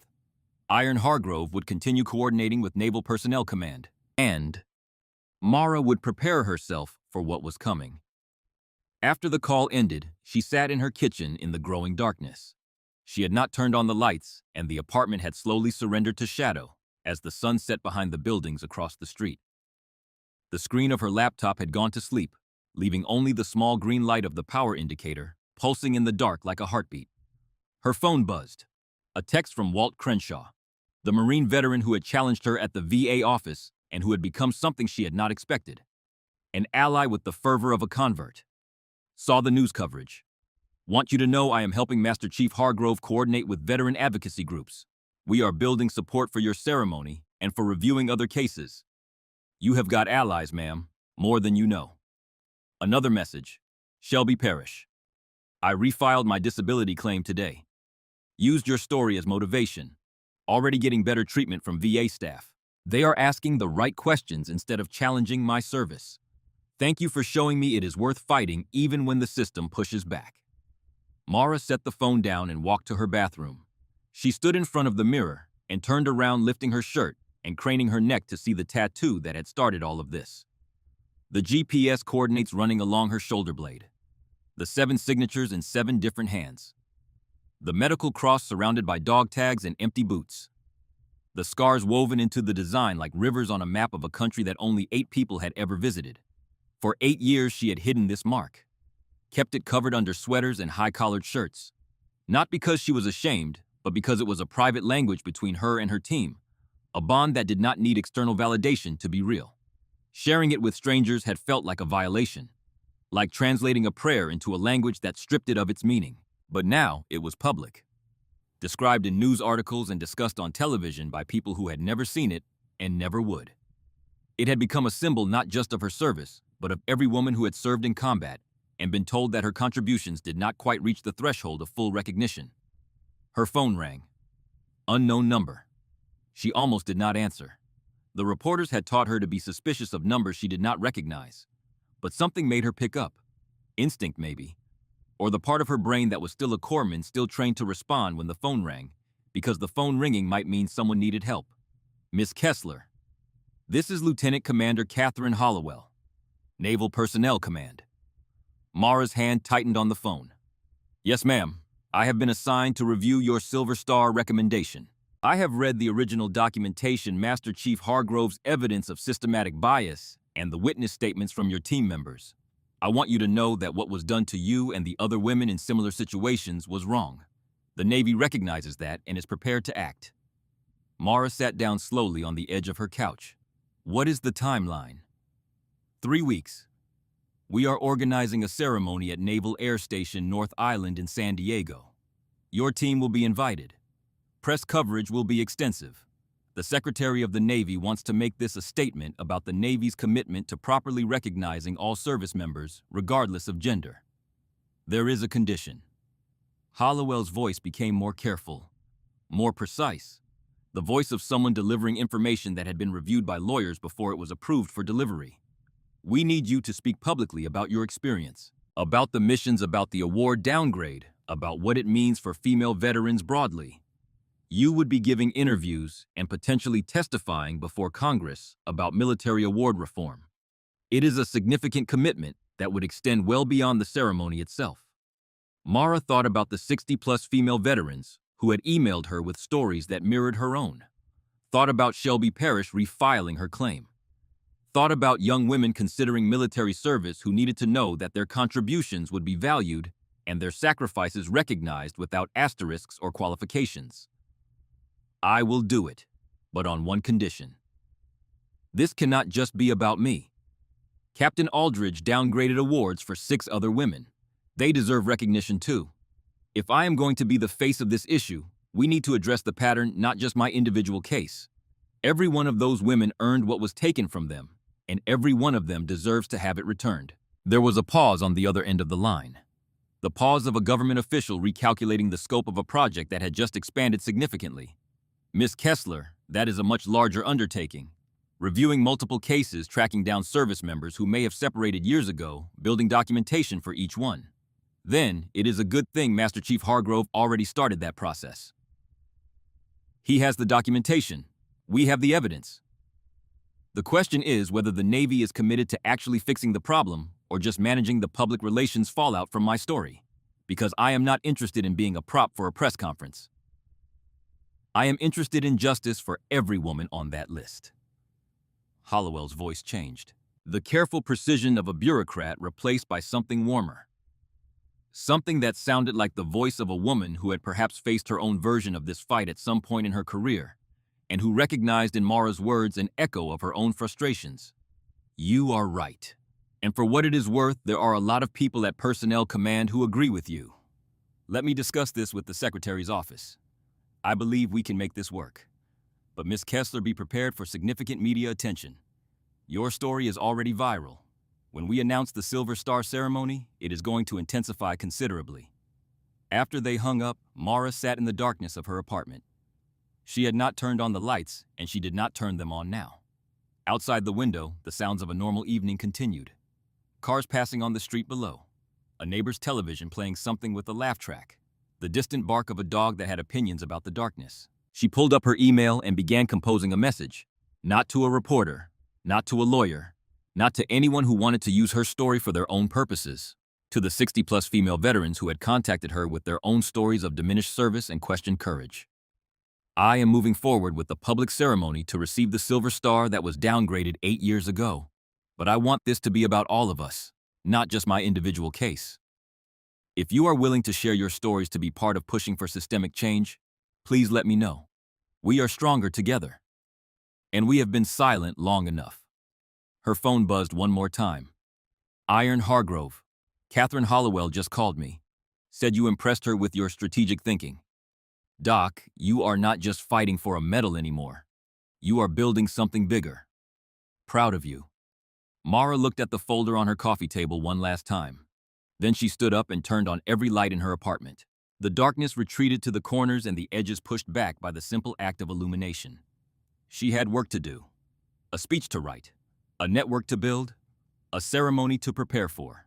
And 47 women whose names she had memorized from Iron Hargrove's documents, 47 women who had earned recognition that was stolen from them by a system that valued conformity over courage. 3 weeks. Then everything would change. She sat down at her kitchen table, opened her laptop, and began. The morning sun cut through the windows of Naval Air Station North Island's main hangar, with the precision of a surgical instrument illuminating dust motes that floated in the still air like particles of gold suspended in amber. The hangar had been transformed overnight from a maintenance facility that smelled of jet fuel and hydraulic fluid into something resembling a cathedral. 600 chairs arranged in precise military rows across the concrete floor. A raised platform at the far end with a podium bearing the Navy seal. American flags flanking the stage at perfect intervals. Camera crews from 14 news organizations positioned at strategic angles, their equipment bristling with lenses and microphones, and the quiet intensity of people who understood they were about to document something significant. Mara Elise Kessler stood backstage in her dress blue uniform and tried to remember how to breathe. The uniform still fit. She had checked 3 times that morning standing in front of the bathroom mirror in her apartment at 4:30 because sleep had abandoned her hours earlier, and there was nothing to do with the dark except fill it with preparation. The fabric was crisp, the creases sharp, the ribbons aligned with the mathematical precision that military dress regulations demanded. and that her hands remembered how to achieve even when her mind was somewhere else entirely. The Navy Achievement Medal sat on her chest in the position where in approximately 90 minutes, a silver star would replace it. Her hands were shaking. Not the tremor of fear, though fear was present, curled in her stomach like a living thing. This was the fine vibration of adrenaline meeting exhaustion of a body that had slept 3 hours in the past 48 and was running on coffee and cortisol, and the particular form of determination that she had first discovered in a dusty aid station in Helmand Province when a wounded operator was bleeding out, and her body wanted to collapse, and her hands said no. Through the gap in the heavy curtain that separated the backstage area from the main hangar, she could see the space filling with people. Uniforms from every branch of service, civilian suits, press credentials hanging from lanyards. Faces she recognized from television news broadcasts, and faces she had never seen and would probably never see again after today. 600 strangers about to witness either the most important moment of her life or the most public failure she could imagine. The sound of wheels on concrete announced Iron Hargrove before she saw him. His wheelchair appeared from behind a storage container, piloted with the economical movements of a man who had learned to navigate the world from a seated position and refused to let that limitation slow him down. He looked worse than he had 3 weeks ago. The cancer had accelerated its campaign with the merciless efficiency of an enemy that does not negotiate. His dress uniform, immaculate in its presentation, hung loose on a frame that had shed perhaps 20 pounds since the VA office. The ribbons and decorations that covered his chest seemed almost too heavy for the body beneath them, as if the physical weight of 40 years of service was finally exceeding the capacity of the structure that had earned it. But his eyes had not surrendered a single degree of sharpness. They found Mara and held her with the same focused intensity he had brought to their first encounter in that fluorescent waiting room 6 weeks ago. Nervous Doc. His voice was rougher now, each word a negotiation between his will and his lungs, between what he wanted to say and what his body would permit. The oxygen tank beside his wheelchair hissed its constant accompaniment, the mechanical breathing that had become the background music of his diminishing life. Mara attempted a smile. It felt wrong on her face, like wearing someone else's expression. Terrified. What if I fail the speech? What if I say something wrong and it damages the cases of those other women? What if I make this worse instead of better? Doc. His tone cut through her spiral with the clean efficiency of a blade. You kept 3 men alive while the world was trying to kill all of you. You did that with your hands and your training and your voice and nothing else. You can handle a speech. He studied her face. Reading her the way he had read thousands of sailors over 4 decades, the way a man reads weather, looking for signs of what was coming and whether the vessel could handle it. But there is something you should know before we go out there. Aldridge is here. Front section 3 rows back. Gray hair, dress uniform, sitting alone. Mara felt her stomach perform a slow rotation. Captain Warren Aldridge, 70 years old. The architect of a pattern that had diminished the service of at least 7 women over 4 years. The man whose signature on a review board decision had reduced the most significant action of her career to a footnote. She had agreed to let him attend, had even said she wanted him there. But agreement in the abstract and reality in the concrete were separated by a distance that she was only now beginning to measure. Good. She was surprised by the steadiness in her own voice.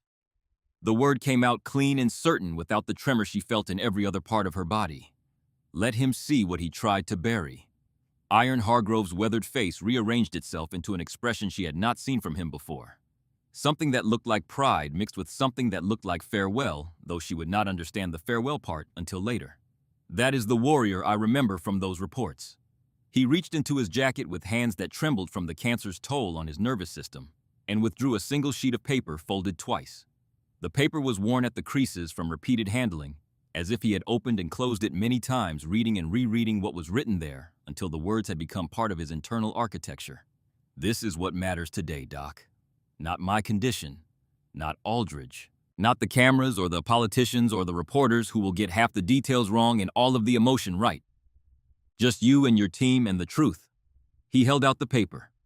Mara took it and unfolded it with fingers that felt clumsy and imprecise, the opposite of the surgical instruments they had been trained to be. 47 names, handwritten in Iron Hargrove's careful script, each one accompanied by a rank a unit and a brief description of the award that had been diminished. Army medics who had saved lives in Fallujah. Air Force security forces who had held defensive positions in Bagram under sustained attack, Navy corpsmen who had deployed with Marine reconnaissance units into territory that the maps labeled hostile and the soldiers labeled hell. 47 women who had proven their courage in blood and fire and been told by the same system that sent them into danger that their blood was somehow worth less than the blood of the men beside them. They are counting on you, Doc. Not just to get your silver star. That is the smallest part of today. They are counting on you to tell the truth about what happened to all of them, to make sure that this ceremony is not just about correcting one mistake, but about acknowledging a pattern that should never have existed. Mara refolded the paper and slid it into the pocket of her dress blues beside her heart, where she could feel its presence against her ribs like a second heartbeat. Through the curtain gap, she could see the front row filling with faces that made her chest ache. Colton Briggs had shaved for the first time in what appeared to be months, his jawline sharp and unfamiliar beneath the dress blues he wore with the visible discomfort of a man who preferred operational clothing to ceremonial costume. He kept tugging at his collar and glancing around the hangar with the situational awareness of someone who had spent years assessing rooms for threats and could not turn it off even in a space filled with allies. Logan Daly sat beside him, broad-shouldered and solid as a foundation wall, his beard trimmed to the nearest approximation of regulation that a civilian could manage. His sister Nora was beside him in an army dress uniform she had clearly retrieved from storage for the occasion, the fabric carrying the faint impression of the box it had been folded in for years. Behind them, an entire row filled with members of the Daly family. Parents, cousins, nieces, the extended constellation of people whose lives had continued because Mara's hands had refused to let go of an artery on a dirt road in Helmand Province 8 years ago. Weston Greaves sat at the end of the row, thin and precise in his uniform, his wire-rimmed glasses catching the hangar lights. He was still the way he was always, still conserving energy for the moments that required it, and letting the rest of the world expend itself around him. And Chief Petty Officer Decker Voss retired, but wearing his uniform as if retirement were a temporary condition, and the Navy might call him back at any moment. His bearing had not diminished by a single degree. He sat at the end of the front row closest to the aisle, with the positioning of a team leader who intended to be the first one standing when the moment required it. 4 other SEAL operators from her deployment filled the remaining seats. 8 men total, her team, her brothers, the ones who had traced their signatures onto her back with Sharpie markers and watched as a teammate with steady hands and an improvised tattoo gun made those signatures permanent.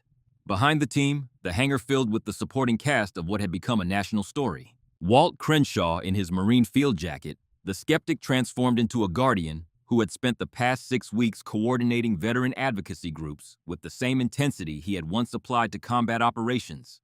Shelby Parrish in her Air Force dress blues, the young veteran who had refiled her disability claim and won a 70% rating, and who now sat in this hangar as proof that one person's courage could create permission for others.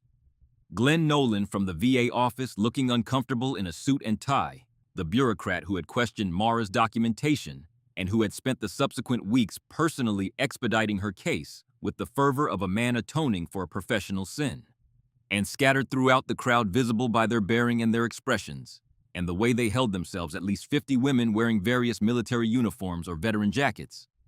The female combat veterans who had responded to Mara's email, who had shared their stories, who had traveled from across the country to be present for a ceremony that was about one woman's medal, but was also about their own unfinished business, with the system that had not yet acknowledged what it owed them. 3 rows back, sitting alone in a space that seemed to expand around him, as if the adjacent chairs were leaning away, Captain Warren Aldridge, 70 years old.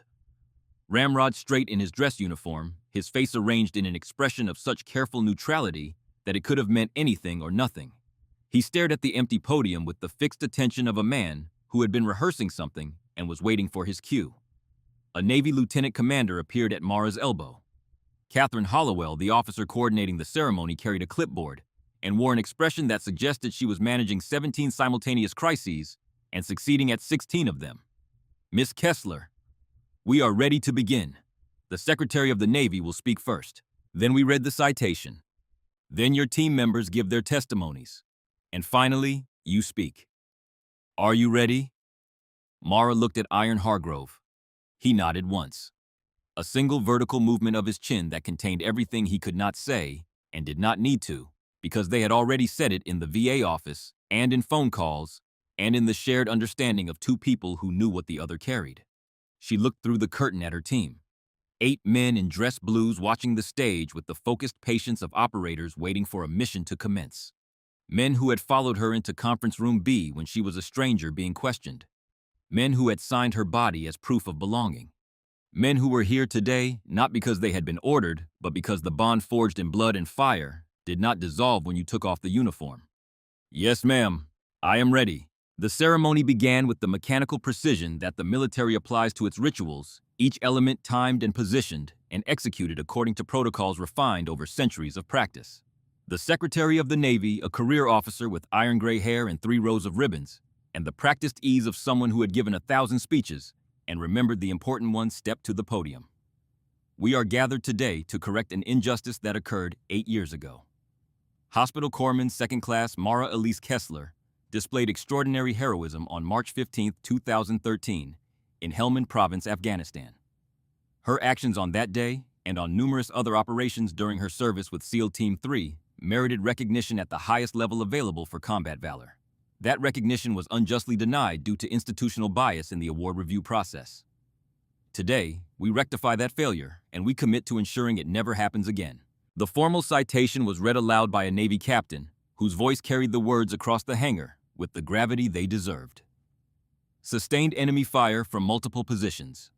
3 critical casualties treated simultaneously under direct hostile fire. Continuous medical intervention while personally exposed to enemy weapons. Actions that directly resulted in 3 lives saved and mission success achieved. Each phrase precise and measured, and entirely inadequate to convey what had actually happened on that road outside Sangin, because military language was designed to document facts, and facts alone could never capture the full dimension of what it meant to hold a man's life in your hands while the world tried to take it from you. Mara stood at attention beside the podium, her eyes fixed on a point in the middle distance where the hangar wall met the ceiling. Using every gram of military bearing she had ever learned to keep her face composed, and her body still, and her emotions contained in the internal space where she stored the things that were too large to let out in public. Then, Chief Decker Voss stepped to the microphone, and the ceremony transformed from institutional to personal. In 22 years with Naval Special Warfare, I served with hundreds of corpsmen. Doc Kessler was the best I ever worked with. His voice carried through the hangar with the absolute authority of a man who had earned the right to make that statement, and who would not have made it if he did not mean it with every fiber of his being. Not because she was female, not to make any political point, but because when rounds were flying and men were dying, she was the one person on that team I knew, beyond any doubt, would bring them home alive. Her medical expertise was exceptional. Her courage under fire was extraordinary. And her judgment in the most chaotic and terrifying circumstances I have ever experienced in my career was without flaw. He turned from the microphone to look directly at Mara. His eyes held the same expression she remembered from the day he had handed her the team patch at the end of her first deployment and told her she had earned it. Pride. Certainty. The acknowledgement of one professional by another. Doc, that silver star is 8 years late, but it is not 1 minute less earned. You saved my boys. You proved yourself every single day you served with us. And no bureaucratic failure and no coward hiding behind a review board will ever change what you meant to our team. Colton Briggs spoke next. His voice lacked the polished cadence of Chief Voss's decades of leadership, but it carried a raw authenticity that hit differently. The testimony of a man speaking from inside the memory rather than about it. March 15th. I was bleeding out from femoral artery damage and abdominal shrapnel, going into shock. Vision tunneling down to a pinhole. Everything getting dark and quiet in a way that I understood meant I was dying. And then I heard Doc's voice, calm as a Sunday morning. Colton, I need you to hold this pressure dressing while I work on Logan. Can you do that for me? I could barely see, could barely think, but her voice was so steady and so certain that I believed her when she said I would be all right. She started an IV one-handed while maintaining arterial pressure on Logan with her other hand and her knee. That is not just medical skill. That is the kind of courage and competence you cannot train into someone. You either have it when the world falls apart, or you do not. Doc had it. Logan Daly approached the microphone with the visible effort of a man who had spent 8 years building walls around a memory and was now choosing to dismantle them in front of 600 people and 14 cameras. For 8 years, I did not talk about what happened to me in Afghanistan. Not to my sister Nora, who was sitting right there, not to my parents, not to anyone. I told my family I got dinged up and changed the subject every time they asked for details. I let them believe it was minor because the truth was too heavy to hand to people I loved. He gripped the sides of the podium, his knuckles whitening. The truth is, I was dying on a dirt road outside a village I cannot spell. A rifle round through my subclavian artery, the kind of wound that kills you in minutes if no one is there to stop the bleeding. And someone was there. Doc Kessler was there. She was already treating Colton when I went down, already managing one critical casualty. And she got to me in seconds, put her hands on my wound and did not take them off for 38 minutes. He paused, not for effect, because the next part required him to go somewhere he had not gone in 8 years, and his body was resisting the journey. I woke up in the surgical ward at Leatherneck 3 days later. A nurse told me what happened. Told me that the corpsman who treated me had maintained direct pressure on my artery for the entire transport. That she had refused to let the flight medic take over because she said she could feel the pulse under her fingers, and she was not willing to risk even a 2-second transition. That she had talked to me the entire time, even though I was unconscious, because she believed I could still hear her. His voice dropped lower. I asked the nurse who it was. She said it was a female corpsman attached to my team. A woman who weighed 130 pounds and who had kept 3 men alive while being shot at. I already knew who it was. I just needed to hear someone else say it, because what she did that day was so far beyond what anyone could reasonably expect of another human being that I needed confirmation it actually happened. He looked at the audience. The Navy decided that what Doc Kessler did was worth a Navy Achievement Medal, the same award they give for outstanding performance during a training exercise. That decision was made by men who were not on that road, who did not feel the dirt kicked up by incoming rounds, who did not hear her voice cutting through the chaos telling us to stay alive. They made that decision from behind desks in clean offices, and they made it because she is a woman. That is the simplest and most damning truth I know. Weston Greaves testified quietly, his words measured and precise, each one selected with the deliberation of a man for whom language had become more difficult, and therefore more valuable. I do not remember most of March 15th because of my traumatic brain injury. That day took my memory of itself from me. But the medical team at Leatherneck told me that Doc Kessler's neurological assessments during transport under fire probably saved me from permanent brain damage. She knew exactly what to monitor, knew exactly how to manage a TBI patient while simultaneously keeping 2 other men alive. That expertise, combined with her refusal to give up on me even when I was unconscious and unresponsive, that is why I am standing here today. That is why I can speak these words at all. Each testimony built on the last. Layer upon layer of evidence, not the documentary evidence of paperwork and citations, but the living evidence of men whose existence was proof of what Mara had done. The audience sat in a silence that had weight and texture, the silence of 600 people absorbing truth that was being delivered not as argument, but as fact. Even the camera crew's professionals trained to observe without reacting showed emotion on their faces. This was not a political story or a controversy or a debate about gender roles in the military. This was 4 men standing in front of the world and saying she saved us and she deserved better than what she got. Then it was Mara's turn.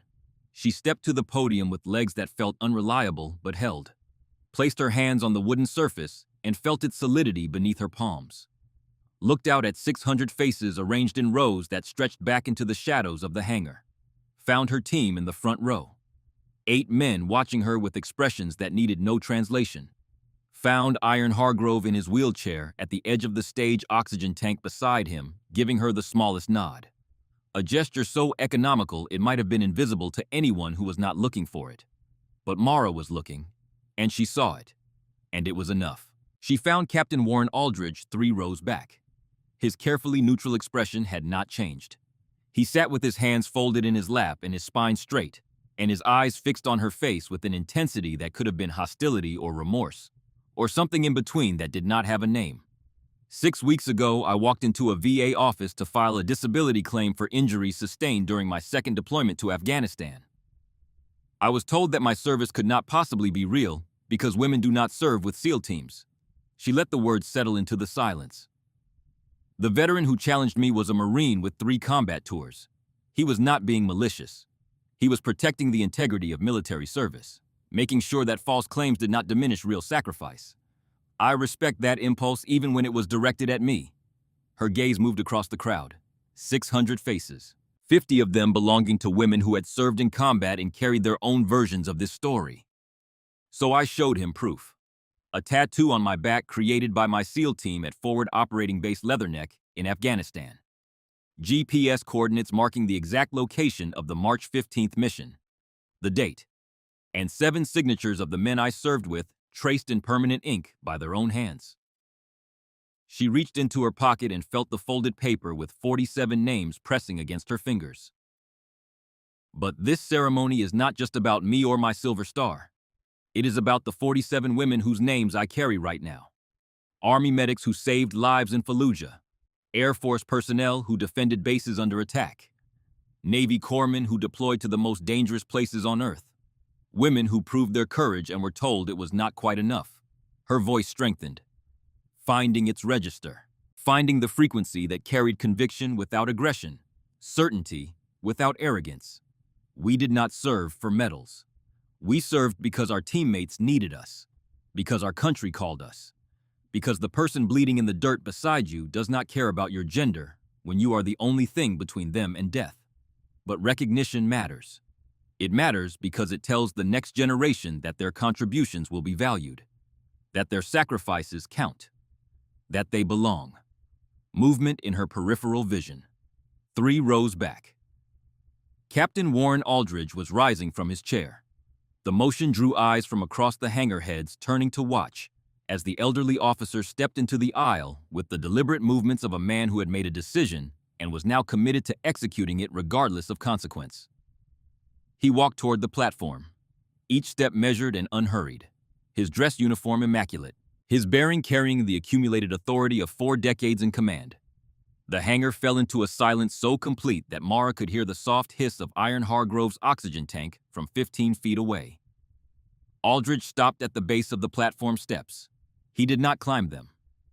He stood at the bottom and looked up at Mara, and in his eyes, she could see the internal architecture of a man confronting the most difficult moment of a long career.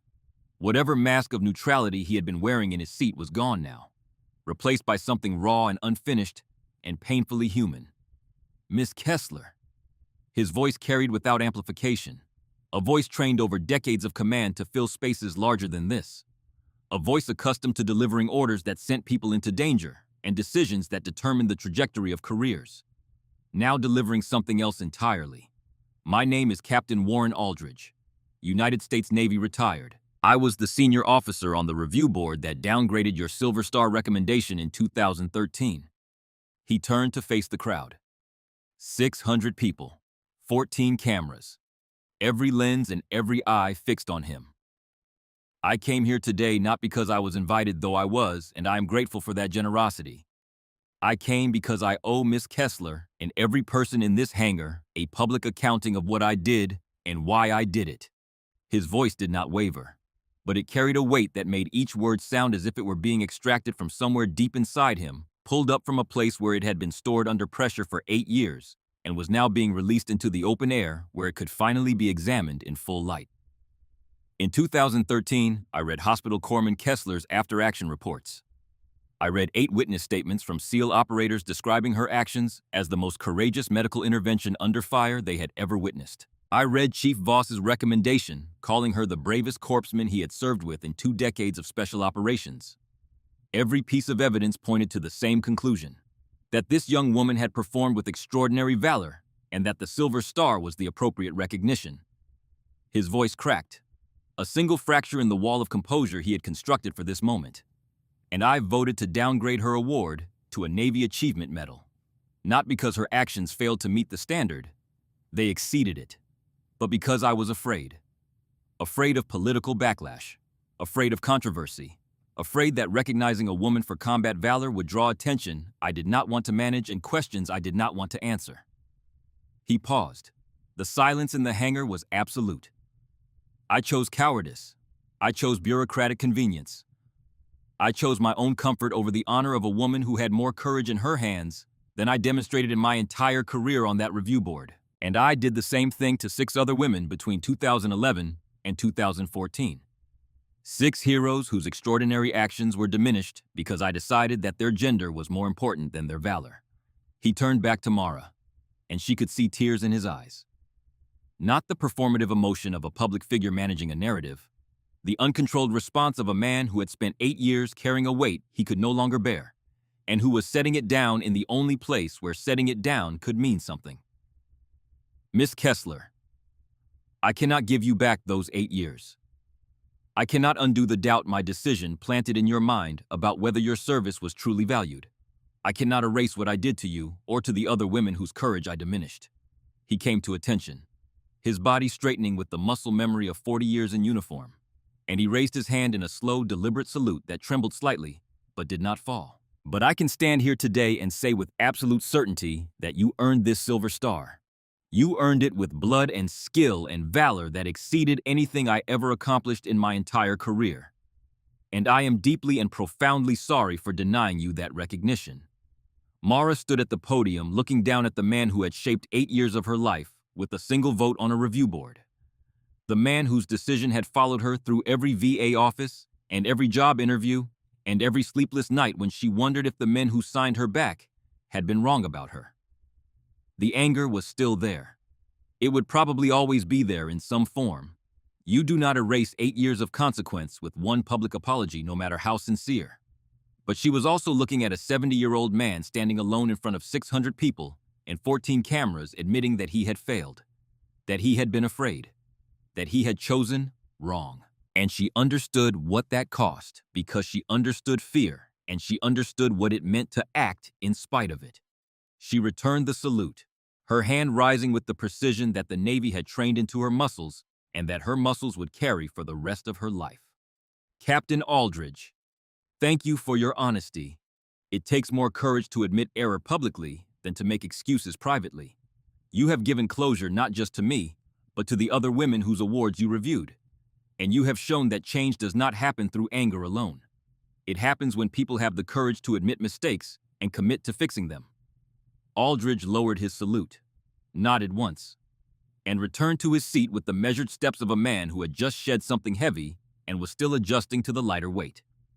The Secretary of the Navy stepped forward with the silver star in its blue presentation case. Mara stood at attention as he unpinned the Navy Achievement Medal from her chest and replaced it with the 5-pointed star hanging from its red, white, and blue ribbon, the weight of it settling against her uniform like an anchor finding the bottom, like a key turning in a lock that had been closed for 8 years, like proof. Then something happened that was not in the program. Chief Decker Voss stood from his seat in the front row. His voice rang through the hangar with the full authority of a SEAL team leader issuing a command. Team, attention. All 8 of Mara's operators rose in unison. The movement was synchronized with the precision of men who had trained together and fought together and bled together until their bodies operated as extensions of a single will. They stood at rigid attention facing the platform, where Mara stood with a silver star on her chest and tears she could no longer contain running down her face. Chief Voss's voice filled the hangar. Hospital Corpsman, Second Class Mara Elise Kessler. On behalf of SEAL Team 3, past and present, and every operator whose life you saved and whose mission you made possible, you are one of us. You have always been one of us. And no review board, no bureaucratic failure, and no amount of institutional cowardice will ever change that. Hoo-yah! 8 hands rose in perfect synchronization. 8 salutes rendered with the fierce precision of men who meant every millimeter of the gesture. 8 warriors standing in public and declaring before the world that this woman belonged to them and they to her. And the bond between them was written in something more permanent than ink. Mara returned the salute through tears that blurred the hangar into a wash of light and color, and the faces of men she loved with the ferocity that only shared trauma can produce. The cameras captured the image that would appear on every news broadcast by evening. Female combat medic in dress blues, silver star gleaming, tears on her face, being saluted by the SEALs she saved. The tattoo partially visible above her collar, the edge of a signature, and the first digits of GPS coordinates peeking above the fabric like a secret that had finally been given permission to be known. The ceremony concluded with formal remarks from Catherine Hollowell about the Navy's commitment to reviewing all 47 cases of potentially downgraded awards. Several female veterans stood to share their own experiences. The event expanded beyond its original scope, becoming not just a medal ceremony, but a public acknowledgement that something had been broken, and that fixing it would require more than one morning in a hangar. Afterward, as the crowd dispersed in clusters of conversation and emotion, Iron Hargrove wheeled himself to a quiet corner, where Mara stood alone for the first moment since the ceremony began. He looked exhausted. The event had drained whatever reserves the cancer had left him, and his face was the color of old paper, translucent and fragile, and marked with the blue tracery of veins that the flesh could no longer conceal. "Doc, I need to tell you something." His voice was barely above a whisper. She knelt beside his wheelchair without hesitation, bringing her face level with his. Her dress blues would wrinkle against the concrete floor, and she did not care. Wrinkles could be pressed out. Some things could not. "I have got maybe 3 months left. Maybe less. The tumors are in my liver now, and the doctors have stopped talking about treatment options and started talking about comfort care, which is their way of saying, we have lost this fight, and now we are just managing the retreat. But I can go knowing I did one right thing in my final months. One thing that mattered. Master Chief, who did more than one thing right. You served 40 years with honor." He waved that off with a hand that trembled but still carried the authority of the man it belonged to. "Maybe. But the thing I am proudest of, the thing I will carry with me into whatever comes next, is what we did together these past weeks. Tracking down those 47 women. Filing the formal complaints. Getting every single case put into the review pipeline. That is legacy. That is leaving things better than I found them." He reached behind his wheelchair and produced a notebook. It was small, the kind you could buy at any drugstore, but it had been handled so often that the cover was soft with age, and the pages had the rounded corners of paper that has been turned and turned again by fingers searching for specific information.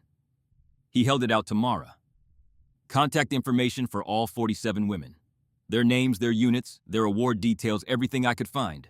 The Navy is reviewing their cases now because of what you started, but they need someone to keep pushing. Someone who understands what they went through because she went through it herself. Someone who will not let the bureaucracy slow walk these reviews into irrelevance." Mara took the notebook. It weighed almost nothing, a few ounces of paper and ink, but the responsibility it represented pressed down on her with a force that had nothing to do with physical mass. "Master Chief, I do not know if I am the right person for this. You are the most qualified person alive, Doc, because you did not do this for glory or attention or political advantage. You did it because it was right. You did it because 47 women were told their courage did not count, and you could not accept that. That is what leaders do. They see what is wrong, and they fix it. Not because someone orders them to, because their conscience will not let them do otherwise." His eyes were fierce despite his physical weakness, burning with the particular intensity of a man who understands that every word might be among his last, and who has decided to spend them on the things that matter. "Promise me, Doc. Promise you will fight for every name in that notebook the way you fought for your teammates on that road outside Sangan. Promise you will use this platform to create real change, and not just accept your medal and walk away." Mara looked at the notebook. 47 names. 47 women who had earned something that was taken from them. 47 missions still to complete. "I promise, Master Chief, for you and for every woman on this list, we will make sure their service is properly honored." Iron Hargrove's face creased into a smile, genuine and unreserved. The smile of a man setting down a burden he had carried for 8 years and finding that the ground beneath it was solid enough to hold. "That is my Doc, always thinking about the team. Always thinking about the mission." He released her hand and settled back in his wheelchair. His daughter appeared at his side, a woman in her 40s with her father's eyes and the careful attentiveness of someone who understood that each day with him was borrowed time. "Now go talk to those reporters. Tell them about the 47. Make sure this story does not end with your medal. Make sure it is the beginning of something that outlasts both of us." Mara stood. Iron Hargrove's daughter began wheeling him toward the hangar exit. At the door where the San Diego sunlight poured in like liquid gold, he raised his hand. Not a formal salute, something more personal, a gesture between two people who had fought a battle together and won, and who both understood that winning did not mean the war was over. Mara returned it, her throat too tight for words. Then he was gone, wheeling out into the bright afternoon. She would learn 47 days later from his daughter's phone call at 6 in the morning on a Tuesday that began like any other that Master Chief Roy Iron Hargrove had died peacefully at his home in Coronado with his daughter beside him and his Navy jacket across his lap. He had lived just long enough to see the Navy officially approve reviews for all 47 cases. His final words, his daughter said through tears that were audible across the phone line, were, "Mission complete. Tell Doc she did good." The funeral was held at Arlington National Cemetery on a morning when the autumn air carried the smell of fallen leaves and the distant sound of traffic on Memorial Drive. Full military honors. A flag-draped casket carried by 6 sailors in dress whites. A 21-gun salute that echoed across the headstones like the final punctuation of a sentence 40 years in the writing. Mara stood with her SEAL team as taps played across the cemetery, the notes hanging in the cold air with the particular clarity that brass instruments achieve on autumn mornings when the humidity is low and there is nothing between the sound and the sky to diminish it. The flag was folded with precise triangular folds by hands that had practiced the ceremony until it was perfect and then practiced it again because perfect was not good enough for this.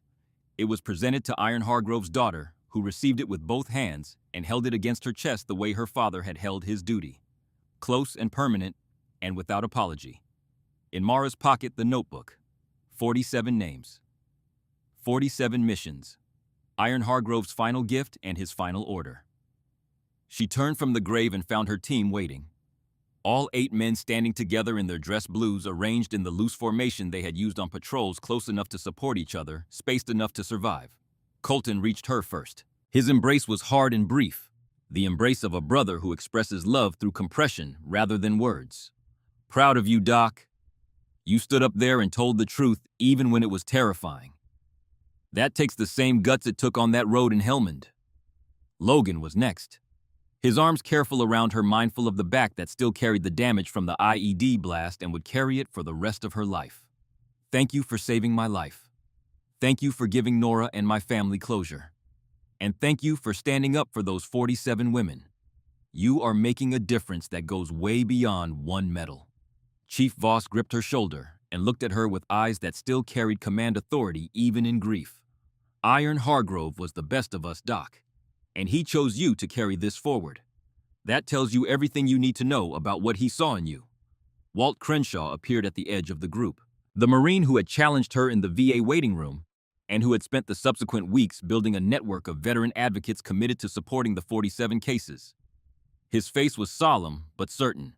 "Ma'am, I have been coordinating with advocacy groups across the country. We have resources and representation lined up for every woman on that list. When the reviews come through, and those women will have people in their corner. You started this. A lot of us are going to finish it with you." Shelby Parrish found Mara as the crowd at the grave began to thin. "Miss Kessler, I got my disability rating approved, 70%. The VA is treating me like a veteran now, instead of like someone who wandered into the wrong building. That happened because of you, because you showed all of us that fighting the system is not hopeless.